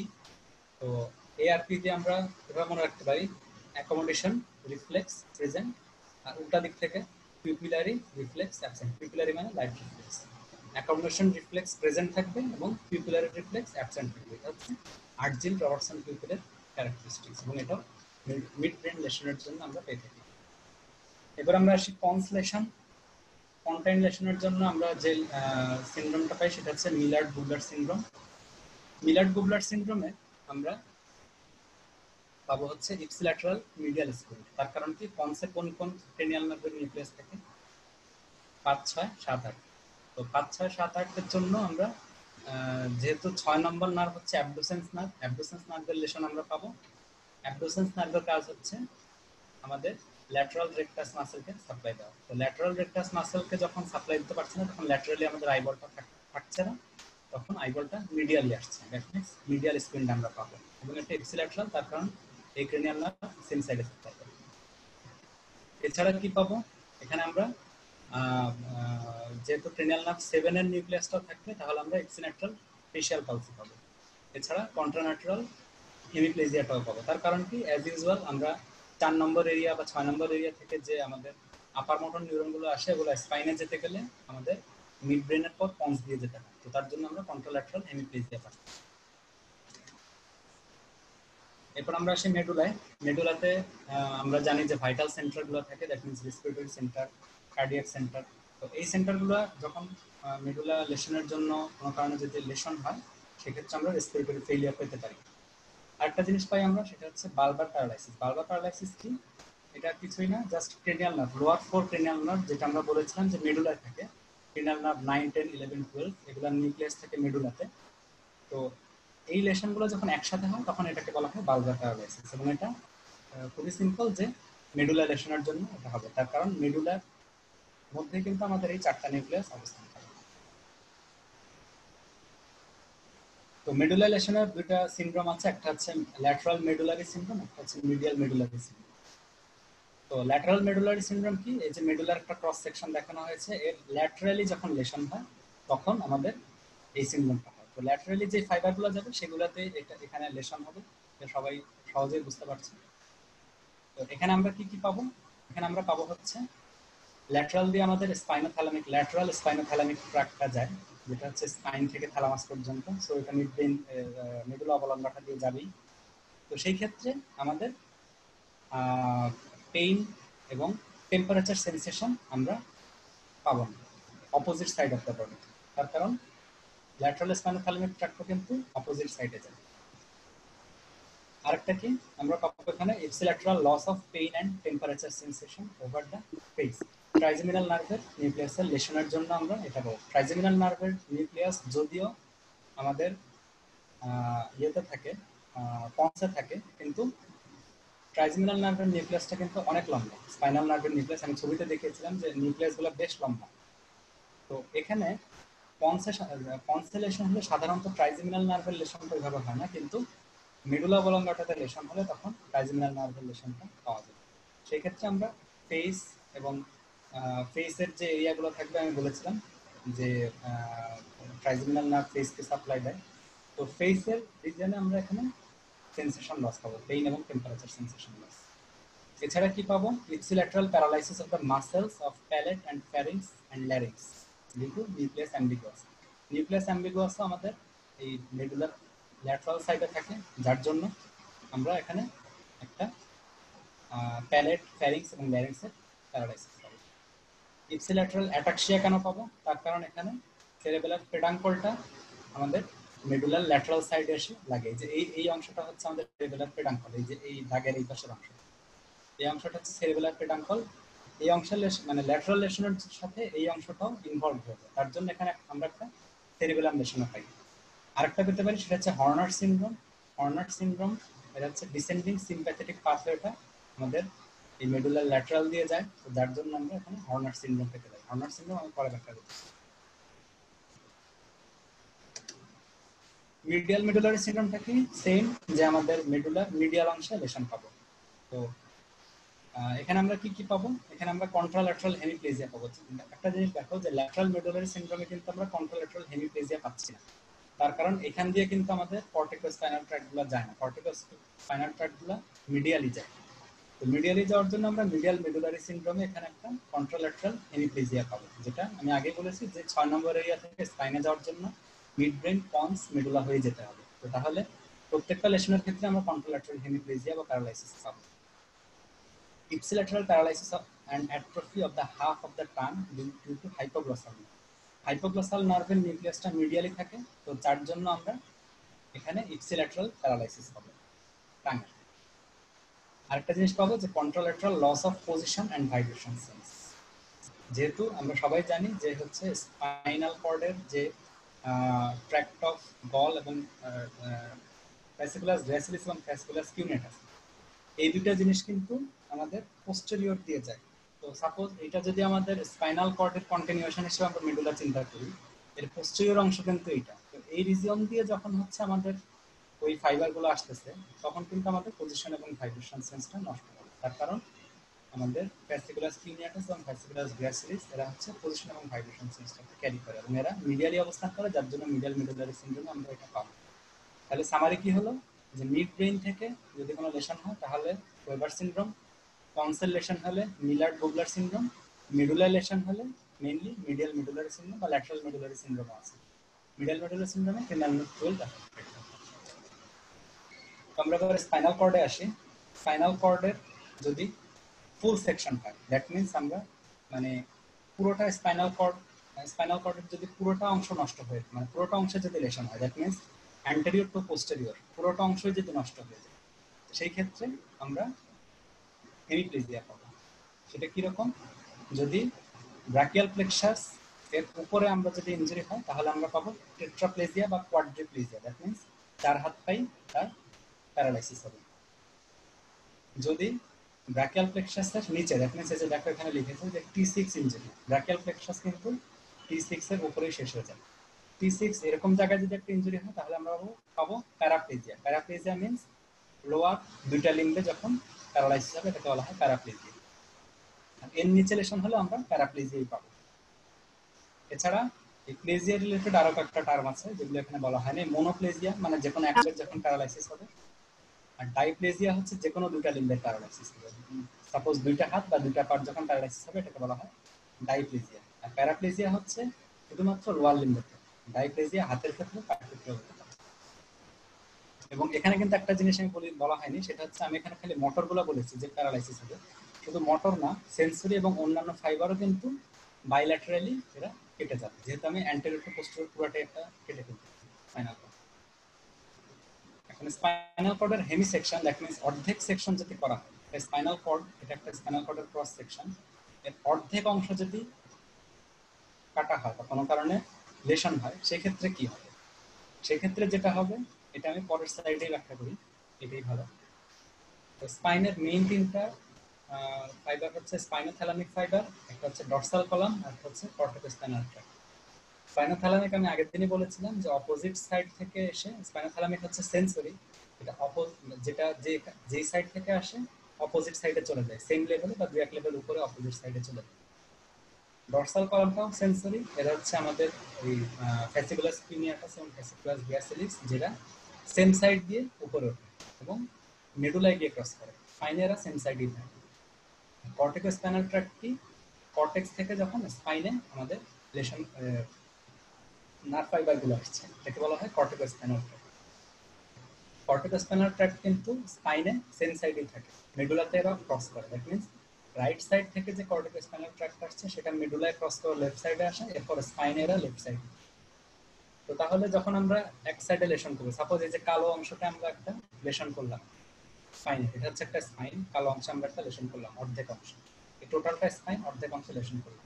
তো সেই ক্ষেত্রে দেখো এই এ ফাইবার যেটা অপোজিট সাইডের স্পাইনোথ্যালামিক ট্র্যাক্ট, সেম লেভেলের ফাইবার, এরা কিন্তু এসে এই লেশনটার উপর দিয়ে চলে যাচ্ছে। অপোজিট সাইডে যাওয়ার সময় এরা উপর দিয়ে যাচ্ছে, দ্যাট মিনস সেম সাইডে কিন্তু স্পাইনোথ্যালামিক ট্র্যাক্টের কোনো লেশন হবে না। কিন্তু বি আর সি ফাইবারটা চিন্তা করো, এরা হচ্ছে এসে অপোজিট সাইডে যাওয়ার সময় এই লেশন এরিয়ার মধ্যে দিয়ে যাচ্ছে, দ্যাট মিনস বি আর সি ফাইবারটা আমাদের নষ্ট হচ্ছে spinothalamic tract. That means spinothalamic tract opposite সাইডে আমরা লেশন পাবো এবং যেখানে লেশন হবে তার থেকে একটু নিচে লেশন পাবো, এখানে এই পর্যন্ত লেশন, তার নিচে আমরা এই সিমটমগুলো পাবো। আর সেম সাইডের যে স্পাইনোথ্যালামিক ট্র্যাক্টটা ছিল, এর অপোজিটে যে A1 ফাইবারটা ছিল, এই ফাইবারটা কিন্তু ঢোকার সময় লেশনের মধ্যে দিয়ে যাচ্ছে। তাহলে সেম সাইডেও আমরা কিন্তু স্পাইনোথ্যালামিক ট্র্যাক্টের সেম লেভেল একটা লেশন পাবো। কিন্তু এর নিচের যে ফাইবারটা, বি এর করেসপন্ডিং B1 ফাইবার, এরা কিন্তু এই লেশনকে পাশ কাটিয়ে চলে যাচ্ছে। তো তাহলে একটা লেশন যখন হেমিসেকশন আমরা বলে থাকি, অর্থাৎ অর্ধেক স্পাইনাল কর্ডের একটা লেশন যখন হবে, তখন কিন্তু আমরা স্পাইনোথ্যালামিক ট্র্যাক্টাল লেশন অপোজিট সাইডেই মূলত পাবো, কিন্তু এই লেশন হওয়ার একটু নিচ থেকে আমরা সিমটমটা পাবো, নিচের অংশ থেকে। আর সেম সাইডে একদম লেশন বরাবর আমরা স্পাইনোথ্যালামিক ট্র্যাক্টার একটা লেশন পেতে পারি। ডর্সাল কলামের ক্ষেত্রে কি? এটা ইজি, যে এই লেশনের অংশটা দিয়ে হচ্ছে আমাদের যে ফাইবারটা ঢুকছে, সেম লেভেলের ফাইবার, সেটা এফেক্টেড হচ্ছে। নিচে দিয়ে যে ফাইবার ঢুকছে, এর নিচে সমস্ত যা ফাইবার, সেগুলো এফেক্টেড হচ্ছে। তাহলে আমরা ডর্সাল কলাম লেশনের পজিশন ভাইব্রেশন সেন্স সেম সাইডে এবং একদম লেশনের লেভেল থেকেই জিনিসটা নষ্ট হবে। আর কর্টিকোস্পাইনাল ট্র্যাক্টের ক্ষেত্রে কি? এরা হচ্ছে কর্টেক্স থেকে যখন আসছে, আমি বলেছিলাম যে অ্যান্টেরিয়র হর্ন সেলে এসে এসে এরা সিনাপস করে, এর আগ পর্যন্ত আপার মোটর নিউরন, অ্যান্টেরিয়র হর্ন থেকে হচ্ছে লোয়ার মোটর নিউরন। তাহলে উপর থেকে যখন আসছে তখন হচ্ছে আমাদের আপার মোটর নিউরনটা, এই যে আপার মোটর নিউরনটা যখন আসছে এই লেভেলে যখন লেশন হচ্ছে, এই লেভেলে যে অ্যান্টেরিয়র হর্ন সেলটা থাকছে, সেই অ্যান্টেরিয়র হর্ন সেলটা কিন্তু এখানে আমাদের এফেক্টেড হচ্ছে। তো অ্যান্টেরিয়র হর্ন সেল হচ্ছে লোয়ার মোটর নিউরন। তো সেম লেভেলে তাহলে আমরা একটা লোয়ার মোটর নিউরন লেশন পাবো। কিন্তু এর নিচের যে ফাইবারগুলো, এর নিচের সাপোজ এই যে বি লেখা, এর নিচে যে সি ফাইবারটা, এই সি ফাইবারটা কিন্তু আমাদের অ্যান্টেরিয়র হর্ন সেলটা এই লেশনের নিচে অবস্থান করছে। এই অ্যান্টেরিয়র হর্ন সেলের উপর পর্যন্ত কিন্তু আমাদের এই আপার মোটর নিউরনটা থাকছে। তার মানে লেশনের মধ্যে আমাদের আপার মোটর নিউরনটা কিন্তু পড়ে যাচ্ছে। তাহলে সেম লেভেলে আমরা যেমন লোয়ার মোটর নিউরন পাচ্ছি due to anterior horn cell lesion, এর নিচের লেভেলে আমরা পাবো হচ্ছে আপার মোটর নিউরন লেশন, কারণ এর নিচের যে অ্যান্টেরিয়র হর্ন সেলগুলো তাকে যে সাপ্লাই দিচ্ছে আপার মোটর নিউরনগুলো, সেগুলো এখানে এফেক্টেড হচ্ছে। তাহলে আমরা হেমিসেকশনের ক্ষেত্রে কি পাবো? স্পাইনোথ্যালামিক ট্র্যাক্ট অপোজিট সাইডে লেশন, ডর্সাল কলাম সেম সাইডে লেশন, আর upper motor neuron lower motor neuron lesion, এরাও সেম সাইডেই থাকবে, কিন্তু সেম লেভেলে থাকবে হচ্ছে লোয়ার মোটর নিউরন লেশন, নিচের দিকে থাকবে আপার মোটর নিউরন লেশন। এবং এই জিনিসগুলো কিন্তু ফুল সেকশনের ক্ষেত্রে, মানে একটা স্পাইনাল কর্ডকে আমি যদি পুরোপুরি কেটে দিই, এই পুরোপুরি যদি আমি লেশনটা দিই, তাহলেও কিন্তু কাজ করে, তাহলেও কিন্তু এই সেম ব্যাখ্যাটাই প্রযোজ্য। কিন্তু তখন হচ্ছে মানে এই এক সাইডে না হয় দুই সাইডেই হবে, দুই সাইডেই মোটর লস, দুই সাইডেই সেন্সরি লস। এবার আমরা আসি স্পাইনাল কর্ডের posterior lesion, that means posterior দিকে যখন একটা স্পাইনাল কর্ডের লেশন হবে, পোস্টেরিয়র দিক মানে হচ্ছে আমাদের posterior horn, that means sensory হর্নের লেশন হলে এটাকে বলা হয় টেবিস ডরসালিস, এবং সেক্ষেত্রে আমরা লস অফ পজিশন এবং ভাইব্রেশন সেন্সটা আমরা লস পাবো। তার কারণ কি, পোস্টেরিয়র দিয়ে কিন্তু আমরা আমাদের ফ্যাসিকুলাস গ্র্যাসিলিস এবং ফ্যাসিকুলাস কিউনিয়াটাস যারা হচ্ছে পজিশন এবং ভাইব্রেশন সেন্স ক্যারি করছে সেটা লস হবে। তাহলে টেবিস ডরসালিস আমরা সেম সাইডে পজিশন ভাইব্রেশন সেন্সটা নষ্ট হবে, এবং তার সাথে আমরা রম্বার্ক সাইন যেটা আমি সেরেবেলামে বলেছিলাম সেটাও এখানে পাবো। সে চোখ বন্ধ করে দাঁড়িয়ে থাকতে পারবে না, তার কারণ তার ব্যালেন্স থাকবে না, যেহেতু তার পজিশন ভাইব্রেশন সেন্স নেই। সেন্ট্রাল লেশন, দ্যাট মিনস সিরিঙ্গোমাইলিয়া, এটা যদি হয়, এই যে একটা সেন্ট্রাল লেশন আমি দেখাচ্ছি, সেন্ট্রাল লেশন হলে যেটা হবে, এই যে দেখো সেন্সরি ফাইবার, এই যে সেন্সরি ফাইবারটা, এই ফাইবারটা এখানে এসে অপোজিট সাইডে কিন্তু ক্রস করে আসছে, সেকেন্ড অর্ডার নিউরনটা অপোজিট সাইডে ক্রস করছে, ল্যাটারাল স্পাইনোথ্যালামিক ট্র্যাক্টের সেকেন্ড অর্ডার নিউরন। তো অপোজিট সাইডে ক্রস করতে গেলে এরা সেন্টার দিয়ে আসতে হচ্ছে। আবার অ্যান্টিরিয়র স্পাইনোথ্যালামিক ট্র্যাক্ট, এরাও অপোজিট সাইডে ক্রস করছে, এদেরও কিন্তু সেন্টার দিয়ে আসতে হচ্ছে। তাহলে সেন্ট্রাল একটা লেশন যখন হবে তখন আমরা এর নিচে সেন্সেশনগুলো পাবো না। তো এখানে যেহেতু আমাদের পোস্টেরিয়র কলাম, যে পোস্টেরিয়র কলাম আমি বলেছিলাম ফ্যাসিকুলাস গ্র্যাসিলিস এবং কিউনিয়াটাস, এদের কিন্তু কোনো লেশন হচ্ছে না, লেশন হচ্ছে স্পাইনোথ্যালামিক ট্র্যাক্টের অপোজিট সাইডে যাওয়ার সময়। তো তার মানে পজিশন ভাইব্রেশন থাকছে, এই জিনিসটা নষ্ট হচ্ছে, এটাকে বলা হয় ডিসোসিয়েটিভ সেন্সরি লস।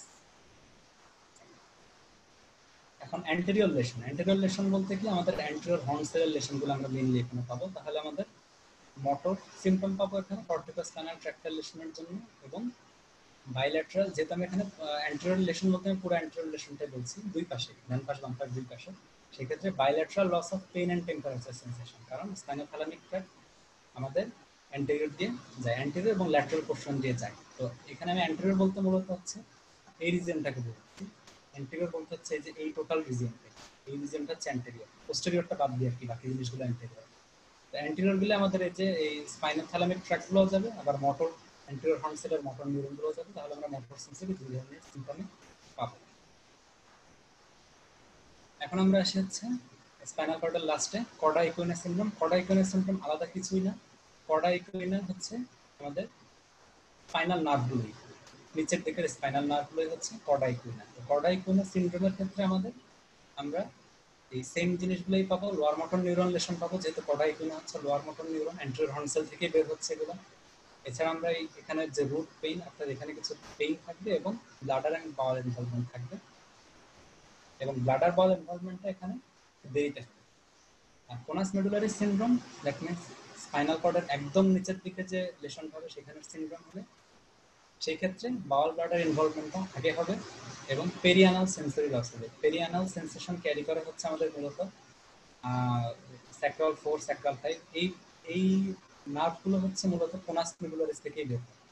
তো যেহেতু কোনাস মেডুলারিস লেশন হচ্ছে, তাহলে আমাদের পেরিয়ানাল সেন্সরি লস হবে, এটাকে বলা হয় স্যাডেল অ্যানেস্থেসিয়া।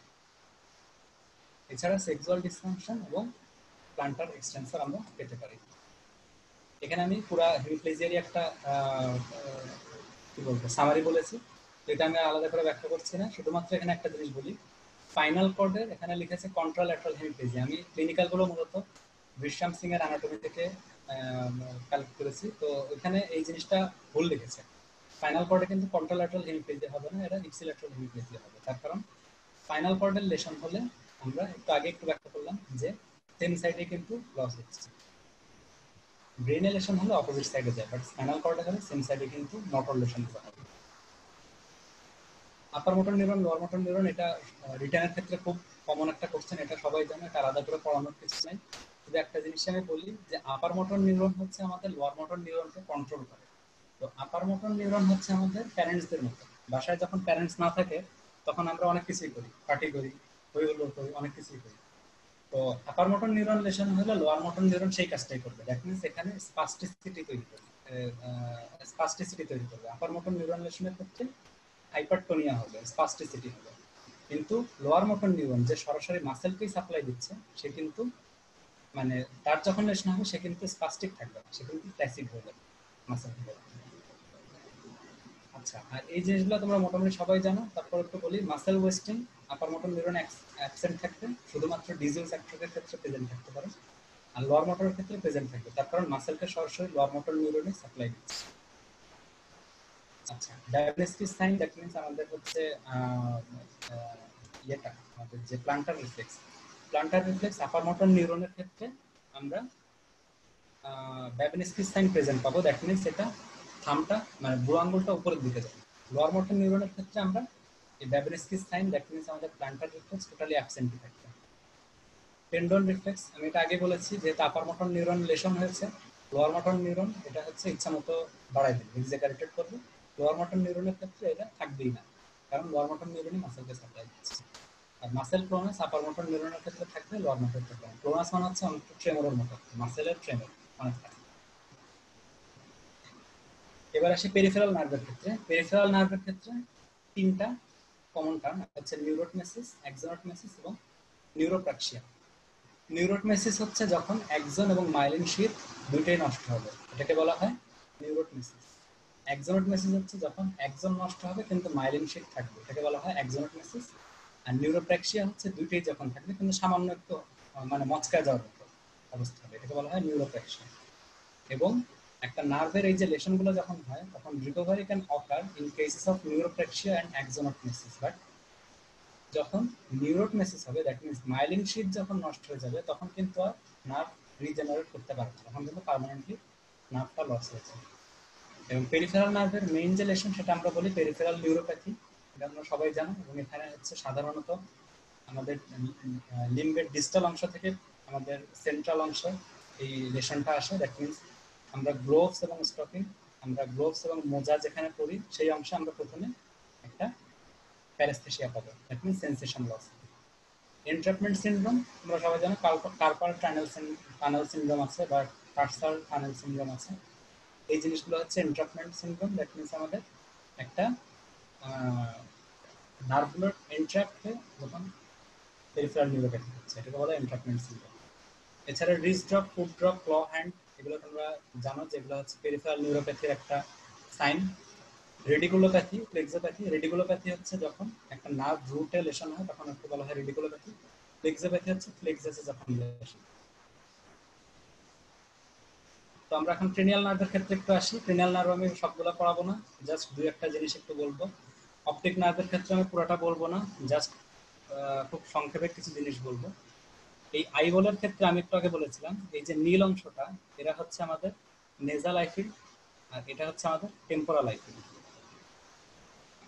তো নেজাল ফাইবার যেগুলো থাকে, নেজাল ফাইবার গুলো কিন্তু এই যে দেখো অপটিক কায়াজমা দিয়ে অপোজিট সাইডে ক্রস করছে, নীল রঙের ফাইবার গুলো। আর টেম্পোরাল রিজিয়নের যেগুলো সেগুলো হচ্ছে সেম সাইডেই চলে আসছে, এগুলো কিন্তু ক্রস করছে। কেমন? তো এখানে আমাদের লেশনের বিভিন্ন সাইড দেখানো হয়েছে। তো এর মধ্যে আমি যে জিনিসটা সবচেয়ে ইম্পর্টেন্ট বলতে চাই, যে 3 নম্বর যেটা বলা হয়েছে অপটিক কায়াজমাল লেশন। অপটিক কায়াজমাল লেশন হলে কিন্তু দুই সাইডেরই আমাদের নেজাল ফাইবার গুলোর লেশন হচ্ছে। নেজাল ফাইবার গুলো হচ্ছে আমাদের টেম্পোরাল আইফিল্ড থেকে আমাদের আলো এসে হচ্ছে নেজাল ফিল্ডে পড়ে। তাহলে এই যে টেম্পোরাল ফিল্ড, দ্যাট মিন্স দুই সাইডে আমরা কিন্তু কিছু দেখতে পাবো না, মাঝখানে মিডিয়াল সাইডে আমরা দেখতে পাবো, এটাকে বলা হয় বাইটেম্পোরাল হেমিয়ানোপিয়া। আর হোমোনিমাস হেমিয়ানোপিয়াটা কি? এটা যখন হচ্ছে অপটিক ট্র্যাক্টে হবে, অপটিক ট্র্যাক্টে কোনো একটা লেশন হলে দেখো সেম সাইডের টেম্পোরাল ফাইবার গুলো যাচ্ছে, অপোজিট সাইড থেকে যে নেজাল ফাইবার গুলো আসছিল সেগুলো যাচ্ছে। তাহলে আমাদের অপোজিট সাইডের টেম্পোরাল ফিল্ড লস হবে, যেহেতু নেজাল ফাইবার টেম্পোরাল ফিল্ড থেকে নিচ্ছিল। আর সেম সাইডের টেম্পোরাল ফাইবার লস হবে। এখন টেম্পোরাল ফাইবার হচ্ছে নেজাল দিক থেকে নিচ্ছে, টেম্পোরাল ফাইবার গুলো হচ্ছে নেজাল দিক থেকে আমাদের আলোর স্টিমুলেশনটা পাচ্ছে। তো সেক্ষেত্রে আমাদের ডান চোখে মিডিয়াল সাইড যাবে, বাম চোখে ল্যাটারাল সাইড যাবে, যেহেতু আমি ডান চোখের অপটিক ট্র্যাক্টে লেশন হবে। এই জিনিসটাকে বলা হোমোনিমাস হেমিয়ানোপিয়া, মানে সেম সাইডের আমরা পাচ্ছি না। মানে দুইটা চোখের তুমি চিন্তা করো, দুইটা চোখেরই বাম দিকে আমরা দেখতে পাচ্ছি না, এই চোখেরও বাম দিকে দেখতে পাচ্ছি না, এই চোখেরও বাম দিকে দেখতে পাচ্ছি না, এটাকে বলে হোমোনিমাস হেমিয়ানোপিয়া। এই টোটালটা আমি এখন ব্যাখ্যা করছি না, এখন এত ব্যাখ্যা করার এখন আর অত সময় নেই, অনেক সময় হয়ে গেছে। আচ্ছা, ক্রেনিয়াল নার্ভ 3, 4, 6 এখানে একটা নিমোনিক্স দেওয়া হয়েছে যে SO4 LR6 রেস্টার 3, that means superior oblique হচ্ছে ক্রেনিয়াল নার্ভ 4 দিয়ে সাপ্লাই পাবে, ল্যাটারাল রেক্টাস হচ্ছে ক্রেনিয়াল নার্ভ 6 দিয়ে, এবং বাকি যে আমাদের আইয়ের মাসলগুলো এগুলো হচ্ছে থার্ড ক্রেনিয়াল নার্ভ দিয়ে সাপ্লাই পাবে। তো সেই ক্ষেত্রে আমরা যখন থার্ড ক্রেনিয়াল নার্ভের একটা লেশন হবে সেক্ষেত্রে কিন্তু সুপিরিয়র অবলিক এবং ল্যাটারাল রেকটাস ঠিক আছে। তো সেই ক্ষেত্রে আমাদের দেখো এটা কিন্তু আইবলটা ল্যাটারালি চলে গেছে সুপিরিয়র ল্যাটারাল রেকটাসের জন্য। ক্রেনিয়াল নার্ভ 4 এর যখন পলসি হবে দ্যাট মিন্স এই যে এই জিনিসটা যখন নষ্ট হবে তার মানে সুপিরিয়র অবলিকটা নষ্ট হবে। সুপিরিয়র অবলিক নষ্ট হওয়ার মানে হচ্ছে সুপিরিয়র অবলিকের কাজ হচ্ছে আইবলকে নিচের দিকে নিয়ে আসা। সুপিরিয়র অবলিক নিচের দিকে নিয়ে আসে, ইনফিরিয়র অবলিক উপর দিকে নিয়ে যায়। এটা কিন্তু উল্টা। তো সুপিরিয়র অবলিক যখন আমাদের নষ্ট হচ্ছে তাহলে আইবল নিচের দিকে আসতে পারছে না, উপরের দিকে। আর ক্রেনিয়াল নার্ভ 6 এর যখন পলস হবে ল্যাটারাল রেকটাসের পলসি তখন আইবলটা মিডিয়ালি চলে আসবে। এটা হচ্ছে মিডিয়াল স্কুইন্ট, এটা হচ্ছে ল্যাটারাল স্কুইন্ট। এখানে একটা জিনিস দেখো যে সবগুলাই কিন্তু পিউপিল মোটামুটি নরমাল আছে, এখানে কিন্তু পিউপিল ডাইলেটেড। তার কারণ কি? এটা হচ্ছে ক্রেনিয়াল নার্ভ 3 যেটা আমি বলেছিলাম যে এডিঞ্জার ওয়েস্টফাল নিউক্লিয়াসের লেশন থাকে সাথে, তো যার জন্য প্যারাসিম্প্যাথেটিক লেশন হয় এবং সিম্প্যাথেটিক ওভার অ্যাক্টিভিটির জন্য pupil dilatation. Facial nerve palsy, facial nerve পলসিটা বেশ প্যাঁচানো, এটা একটু মনোযোগ দিয়ে দেখতে হবে। ফেশিয়াল নার্ভ এটা হচ্ছে ফেশিয়াল নার্ভের একটা নিউক্লিয়াস যার একটা আপার পার্ট আছে একটা লোয়ার পার্ট আছে। আর একে সাপ্লাই দিচ্ছে হচ্ছে আপার মোটর নিউরন এরিয়া 4 থেকে। এরা হচ্ছে আমাদের কর্টিকো নিউক্লিয়ার ট্র্যাক্ট। তো ফেশিয়াল নার্ভের আপার অংশ যেটা, আপার অংশ হচ্ছে দেখো দুই দিক থেকেই সাপ্লাই পাচ্ছে। এইখানের যে আপার মোটর নিউরন সেটা থেকেও সাপ্লাই পাচ্ছে, আবার অপোজিট সাইডের যে আপার মোটর নিউরন সেটা থেকেও কিন্তু সাপ্লাই পাচ্ছে। লোয়ার অংশটা কিন্তু জাস্ট অপোজিট সাইডের আপার মোটর নিউরন থেকে সাপ্লাই পাচ্ছে। তো এক্ষেত্রে যদি আপার মোটর নিউরন লেশন হয়, সাপোজ এখানে যদি একটা লেশন হয়, সেক্ষেত্রে এই ফাইবার দেখো এইখানে যাচ্ছিল, এখানটা নষ্ট হওয়ার কথা, এখানে সেন্সর এখানে মানে নার্ভ স্টিমুলেশন পাওয়ার কথা না, কিন্তু এই অংশটা দ্যাট মিনস ফেশিয়াল নার্ভের উপরের অংশটা কিন্তু অপোজিট সাইডের ক্রেনিয়াল নার্ভ থেকে, অপোজিট সাইডের আপার মোটর নিউরন থেকে সাপ্লাই পাচ্ছে। তো এই জায়গাটা তখন আর নষ্ট হবে না। কিন্তু এই যে আপার মোটর নিউরনটা আমি এখানে লেশন করেছি এটা কিন্তু অপোজিট সাইডেও সাপ্লাই দিচ্ছে। অপোজিট সাইডের এই যে নিচের অংশে সাপ্লাই দিচ্ছে এই অংশটা কিন্তু দেখো এটা হচ্ছে ফেশিয়াল নার্ভের নিউক্লিয়াস, এই নিচের অংশটা কিন্তু শুধুমাত্র অপোজিট সাইডের আপার মোটর নিউরন থেকে সাপ্লাই যাচ্ছে। দ্যাট মিনস এই আপার মোটর নিউরন লেশনে শুধুমাত্র এই অংশটা হচ্ছে পুরোপুরি নষ্ট হয়ে যাচ্ছে। এই অংশটা নিচের অংশটা হচ্ছে আমাদের নিচের দিকের ফেসের নিচের দিকের অংশে সাপ্লাই দেয়, লোয়ার ফেসকে সাপ্লাই দিয়ে থাকে, এই লোয়ার ফেসকে এই অংশটা সাপ্লাই দিয়ে থাকে। তাহলে আপার মোটর নিউরন লেশনে অপোজিট সাইডের লোয়ার ফেসে আমরা সিমটম সাইন সিমটম পাবো। দ্যাট মিনস এই যে এই জায়গাটায় আমরা সিমটম পাচ্ছি, এখানে হচ্ছে আমরা নেজোলেবিয়াল ফোল্ড পাবো না, এখানে হচ্ছে আমরা সে গাল ফোলাতে পারবো না, এইরকম সমস্যাগুলো এই সাইডে। এই আই কিন্তু এখানে শেয়ার করে যাচ্ছে। কিন্তু যদি একটা লোয়ার মোটর নিউরন লেশন হয়, লোয়ার মোটর নিউরন লেশন বলতে আমরা এইখানে লেশনের কথা বলছি, এই ফাইবার দুটো আমি আলাদা আঁকলেও কিন্তু এই দুটো সেম, এই দুটো কিন্তু একসাথে ফেশিয়াল নার্ভের মাধ্যমে আসছে। এখানে লেশন হলে তাহলে সরাসরি এরা যেহেতু ফেশিয়াল নার্ভ আমাদের পুরো ফেসকে সাপ্লাই দিচ্ছে, আপার ফেস এবং লোয়ার ফেস, সেক্ষেত্রে আমাদের পুরো ফেসে কিন্তু আমরা লেশনটা পাবো। সেক্ষেত্রে আমাদের নেজোলেবিয়াল ফোল্ডার এগুলোও যাবে, এই যে এই সাইডে নেজোলেবিয়াল ফোল্ডার এগুলোও যাবে, সে গাল ফোলাতে পারবে না, এই সাইড দিয়ে তার ড্রিবলিং অফ স্যালাইভা হবে, এই সাইডে এসে চোখ বন্ধ করতে পারবে না। তো এই জিনিসটাকে বলা হয় হচ্ছে বেলস পলসি, যেটা হচ্ছে lower motor neuron lesson cranial nerve 7। আপার মোটর নিউরন লেশন কিন্তু না, এটা হচ্ছে তোমার অন্য জিনিস। কিন্তু বেলস পলসি হচ্ছে লোয়ার মোটর নিউরন লেশন। তো এখানে বেলস পলসির সাথে রিলেটেড আরো একটা জিনিস যে একদিকে যদি lower motor neuron lesson of facial পলসি হয় আর অপর দিকে আপার মোটর নিউরন হেমিপ্লেজিয়া হয়, এটাকে বলা হয় হচ্ছে মিলার্ড বুগলার সিনড্রোম। এটা আমি আগেই পড়েছি, এটা কনসেলেশনের জন্য হয়। আর সেম সাইডে যদি lower motor neuron lesson facial পলসি হয় আর তার সাথে সাথে আমি যদি হারপেটিক ভেসিকল পাই, এটাকে বলা হয় র্যামসে হান্ট সিনড্রোম, যেটা গ্যাসেরিয়ান গ্যাংলিয়নে একটা ইনফেকশনের জন্য, যেটা হচ্ছে হার্পিস সিম্পলেক্স ইনফেকশন অথবা চিকেন পক্স ইনফেকশনের জন্য হতে পারে। ক্রেনিয়াল নার্ভ 12 এর জন্য কি হয়? ক্রেনিয়াল নার্ভ 12 এর জন্য হচ্ছে আমাদের, আমি আগেই বলেছিলাম এমসিকিউ পড়ানোর সময়, যে ক্রেনিয়াল নার্ভ 12 এর যে নিউক্লিয়াস এটা কিন্তু শুধুমাত্র অপোজিট সাইডের আপার মোটর নিউরন থেকে সাপ্লাই পায়, সেম সাইডের কিন্তু সাপ্লাই পায় না। তো এখানে যদি একটা আপার মোটর নিউরন লেশন হয় তাহলে অবভিয়াসলি অপোজিট সাইডের ক্রেনিয়াল নার্ভে সমস্যা হবে, এবং সেই ক্ষেত্রে অপোজিট সাইডে যে টাঙে যে সাপ্লাইটা দিচ্ছিল সেই সাপ্লাইটা ঠিকমতো থাকবে না। সেক্ষেত্রে কি হবে, আমরা যদি জিপ বের করি এই সাইডের মাসেলগুলো কোনো কাজ করবে না, অপোজিট সাইড মানে এই সাইডের মাসেলগুলো কাজ করবে। অর্থাৎ লেশন হয়েছে সাপোজ রাইট সাইডে, লেফট সাইডে টাঙ্গের মাসেলগুলো কাজ করবে, রাইট সাইডে টাঙ্গের মাসেলগুলো কাজ করবে, কারণ অপোজিট সাইডে লেশন, অপোজিট সাইডে আমরা সিমটম পাই। তো সেক্ষেত্রে রাইট সাইডের মাসেলগুলো কাজ করার জন্য আমরা টাং বের করলে টাংটা রাইট সাইডেরটা বেশি বের হবে, লেফট সাইডের অংশটা কম বের হবে। তো তার মানে আমার মনে হবে যে হচ্ছে টাংটা ডেভিয়েটেড হয়ে গেছে এবং এটা আমাদের অপোজিট সাইডে ডেভিয়েশন আমরা পাবো, যেহেতু টাং বের করলে অপোজিট সাইডে চলে যাবে। আর লোয়ার মোটর নিউরন লেশন হলে আমাদের সেম সাইডে লেশন হবে এবং এই সাইড সাপোজ এখানে যদি লেশন হয় এই সাইডের টাঙের মাসল কাজ করবে না, অপোজিট সাইডের টাঙের মাসল কাজ করবে এবং টাং বের করতে গেলে এই সাইডের মাসলগুলো বেশি বের হয়ে আসবে, এই সাইডের মাসলগুলো অতটা বের হতে পারবে না, তার জন্য টাংটা এই বরাবর এইভাবে চলবে, সেম সাইডে ডেভিয়েশন হবে। বালবার পলসে সিউডো বালবার পলসে আমি এখানে পড়াবো না, জাস্ট এটা রিটেনের জন্য দিয়েছি। জাস্ট বেসিকটা বলি। বালবার আমি বলেছিলাম যে বালবার পলসিটা হচ্ছে lower four cranial nerve, that means 9, 10, 11, 12 এই কয়েকটা ক্রেনিয়াল নার্ভের লেশনের জন্য যে লেশন হয় এটাকে বলা হয় বালবার পলসি।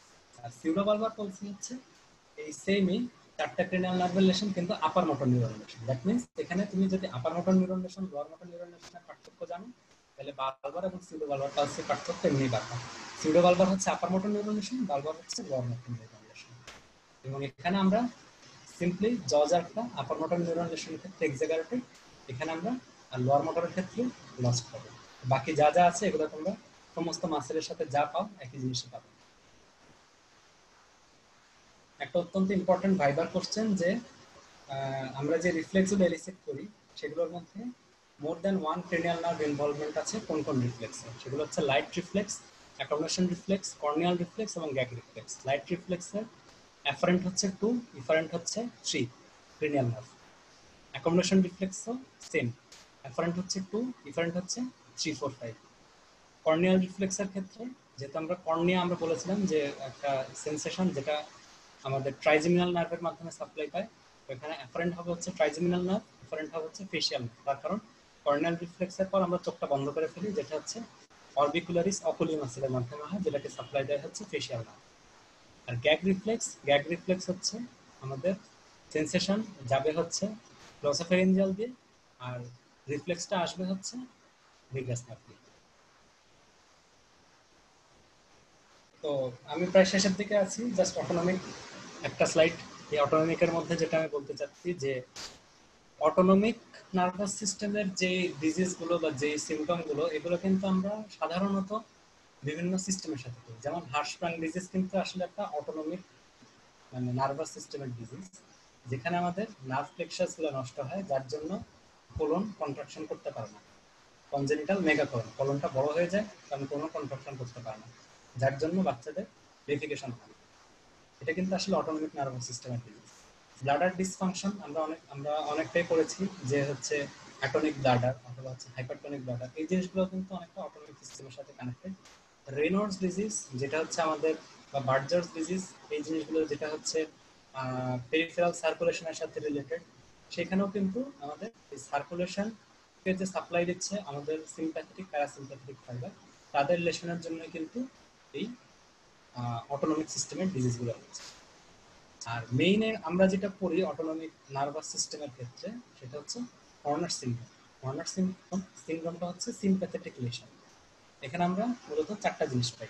কি কি? সেটা হচ্ছে মায়োসিস বা কনস্ট্রিক্টেড পিউপিল, যেহেতু সিম্প্যাথেটিক ফাইবার হচ্ছে আমাদের পিউপিলকে ডাইলেটেড করে, তো সিম্প্যাথেটিক লেশন হলে মায়োসিস হবে। পার্শিয়াল টোসিস, পার্শিয়াল কেন হচ্ছে? তার কারণ হচ্ছে আমাদের লিভেটার পালপেব্রিস সুপেরিয়রিস মাসেলটা মেইনলি সাপ্লাই দেয় হচ্ছে আমাদের এডিনজার ওয়েস্টফাল নিউক্লিয়াস থেকে এসে অকুলোমোটর নার্ভের মাধ্যমে আমাদের যে ফাইবারটা থাকে সেটা সাপ্লাই দেয়, দ্যাট মিন্স প্যারাসিম্প্যাথেটিক। কিন্তু লিভেটার পালপেব্রিস সুপেরিয়রিস মাসেলের মধ্যে একটা অংশ থাকে যেটাকে বলা হয় মুলার্স মাসেল। যে মুলার্স মাসেলটাকে শুধুমাত্র সিম্প্যাথেটিক সাপ্লাই দেয়। তো মুলার্স মাসেল যখন সিম্প্যাথেটিক লেশন হচ্ছে দ্যাট মিন্স মুলার্স মাসেলের লেশন হচ্ছে, দ্যাট মিন্স টোসিস স্লাইটলি হবে কিন্তু পুরোপুরি হবে না। তার কারণ হচ্ছে প্যারাসিম্প্যাথেটিক ফাইবারগুলো ওকে আছে, তারা কিন্তু লিভেটার পালপেব্রিস সুপেরিয়রিসকে উপরের দিকে টেনে রাখবে। অ্যানহাইড্রোসিস কি লস অফ সুয়েটিং, আর এনophthalmos এটা হচ্ছে শাঙ্কেন আইবল। শাঙ্কেন আইবলটা মূলত টোসিসের জন্যই হয়। আর অ্যানহাইড্রোসিস হচ্ছে সিলোমোটর ফাইবারসের যেটা সিম্প্যাথেটিক সুডোমোটর ফাইবার, এগুলোর জন্য আমাদের এখানে সোয়েটিংটা লস হয়। আর অটোনমিকের সাথে আরেকটা রিলেটেড যেটা রেফার্ড পেইন। রেফার্ড পেইন আমরা অনেক সময় বলে থাকি যে হচ্ছে অ্যাপেন্ডিসাইটিসের পেইন রেফার্ড হয় হচ্ছে আমাদের আম্বিলিকাস রিজিয়নে, বা এই টপিক এই টাইপের জিনিসগুলো আর কি। এটা কেন হয়? এটার কারণ হচ্ছে একটা জিনিস দেখো, যে এটা হচ্ছে একটা স্পাইনাল কর্ডের সেকশন, যার পোস্টেরিয়র হর্ন হচ্ছে এটা। এই পোস্টেরিয়র হর্নে আমাদের কিন্তু এই জিনিসটাও আমাদের মানে যেটা হচ্ছে একটা সোমাটিক সেন্সেশন, সোমাটিক নার্ভ, এরা হচ্ছে আমাদের যেই লেভেলে এসে যেই নার্ভের সিনাপস করছে, একটা autonomic neuron, autonomic afferent neuron, এরাও কিন্তু হচ্ছে সেম লেভেলে এসে সেম নিউরনের সাথে সিনাপস করছে, অর্থাৎ এই দুইটার সেকেন্ড অর্ডার নিউরন কিন্তু একটাই। তো সেই ক্ষেত্রে একটা গাটের যখন কোনো ডিস্টেনশন হচ্ছে বা একটা অ্যাপেন্ডিসাইটিস হচ্ছে বা কোনো ইনফ্লামেশন হচ্ছে, সেই ক্ষেত্রে এই নার্ভের মাধ্যমে স্টিমুলেশনটা কিন্তু এই সেকেন্ড অর্ডার নিউরন পাচ্ছে। আবার স্কিনের এই অংশটাকে যে সোমাটিক নার্ভ সাপ্লাই দিচ্ছে, সেও কিন্তু এই সেকেন্ড অর্ডার নিউরনে সাপ্লাই পাচ্ছে। তো এ যখন হচ্ছে অটোনমিকের মাধ্যমে একটা সেন্সেশন নিয়ে আসছে, অটোনমিকের কিন্তু আমাদের এই গাট বা এই জায়গাগুলোর কিন্তু কোনো পেইন সেন্সেশন নেই। তো এইখানের যে ইরিটেশনটা, এই ইরিটেশনটা আমাদের বডি মনে করে যে হচ্ছে এই রিজন থেকে আসছে, সোমাটিক রিজন থেকে আসছে। অটোনমিক সেন্সেশন বাট আসছে সোমাটিক রিজন থেকে, এটা আমাদের বডি মিস ইন্টারপ্রেট করে। তো মিস ইন্টারপ্রেট করার জন্য আমাদের ফোরগার্ড ডেরিভেটিভস এর গুলো আমরা পাই হচ্ছে আম্বিলিকাসের উপর একটা রেফার্ড পিন পাই। মিডগার্ড ডেরিভেটিভ যেগুলো আছে সেগুলোকে আমরা আম্বিলিকাসের চারিদিকে একটা ডেরিভেটিভ একটা রেফার্ড পিন পাই। আর হ্যান্ডগার্ড ডেরিভেটিভ গুলো আম্বিলিকাসের নিচে একটা রেফার্ড পিন। এটা আমি এখানে বলেছি। এবং এর সাথে রিলেটেড দুটো term, radiating pain, shifting pain. Radiating pain হচ্ছে একটা পয়েন্ট থেকে পেইনটা যখন চারিদিকে ছড়ায় যায়, এটাকে বলে রেডিয়েটিং পেইন। আর শিফটিং পেইন আমি যেটা বললাম যে অ্যাপেন্ডিসাইটিসের পেইন প্রথমে আম্বিলিকাসের চারিদিকে আসে, এরপরে এটা ম্যাকবার্নিস পয়েন্টে আসে। এটা হচ্ছে মানে আম্বিলিকাসের চারিদিক থেকে ম্যাকবার্নিস পয়েন্টে আসার মানে একটা শিফট হয় আর কি পেইনটা। এটা হচ্ছে শিফটিং পেইন। এই দুটো জাস্ট এর সাথে ব্যাখ্যা করলাম। মেইনলি অটোনমিকের সাথে রিলেটেড হচ্ছে রেফার্ড পেইন। তো আমি এখন লাস্ট স্লাইডে, যেখানে আমি একটা জিনিসই জাস্ট বলবো যে একটা সিটি স্ক্যান আমরা যদি করি, সিটি স্ক্যান খুব কমনলি আমরা দেখি। সিটি স্ক্যানটা কিন্তু আমরা যখন আমরা ব্লিডিং দেখি সিটি স্ক্যানে, সেই ক্ষেত্রে কিন্তু আমরা হিমোরেজটাকে দেখতে পাই হচ্ছে সাদা হিসেবে। তো সাদা হিসেবে আমরা যখন দেখি, এই সাদাটা যদি একটা সি এর মতো একটা সাদা হিসেবে দেখা যায়, এই যে সাদা সি এর মতো একটা সাদা, এটা সাধারণত ডিনোট করা হচ্ছে সাবডুরাল হিমোরেজ। যদি একটা লেন্সের মতো দেখা যায় এইরকম একটা ব্লিডিং, এটাকে বলে এপিডুরাল হিমোরেজ। যদি একটা এরকম পাখি উড়ে যাচ্ছে এরকম একটা দেখা যায়, এটাকে বলা হয় হচ্ছে সাবঅ্যারাকনয়েড হিমোরেজ। আর ইন্ট্রাসেরেব্রাল হিমোরেজ এটা ভিতরে এমনিতেই দেখা যায়, যে সেরেব্রামের ভিতরে একটা হিমোরেজ, একটা ইরেগুলার শেপ হিমোরেজ দেখা যায়। এটা স্ট্রোকের মানে হিমোরেজ কোথায় হয়েছে সেটা বোঝাচ্ছে না, এটা জাস্ট ক্লিনিক্যালি একটা ওরিয়েন্টেড একটা জিনিস। এটা আমার কাছে ভালো লাগতো, এই জিনিসটা আমি এখানে একটু বললাম। তো থ্যাংক ইউ। আসলে নার্ভাস সিস্টেম অনেক বড় একটা জিনিস। এটা এই মানে যদিও অনেক লম্বা ক্লাস হয়েছে, তারপর আমি বলবো যে আসলে আমরা খুবই অল্প সংখ্যক জিনিসই জেনেছি এখন।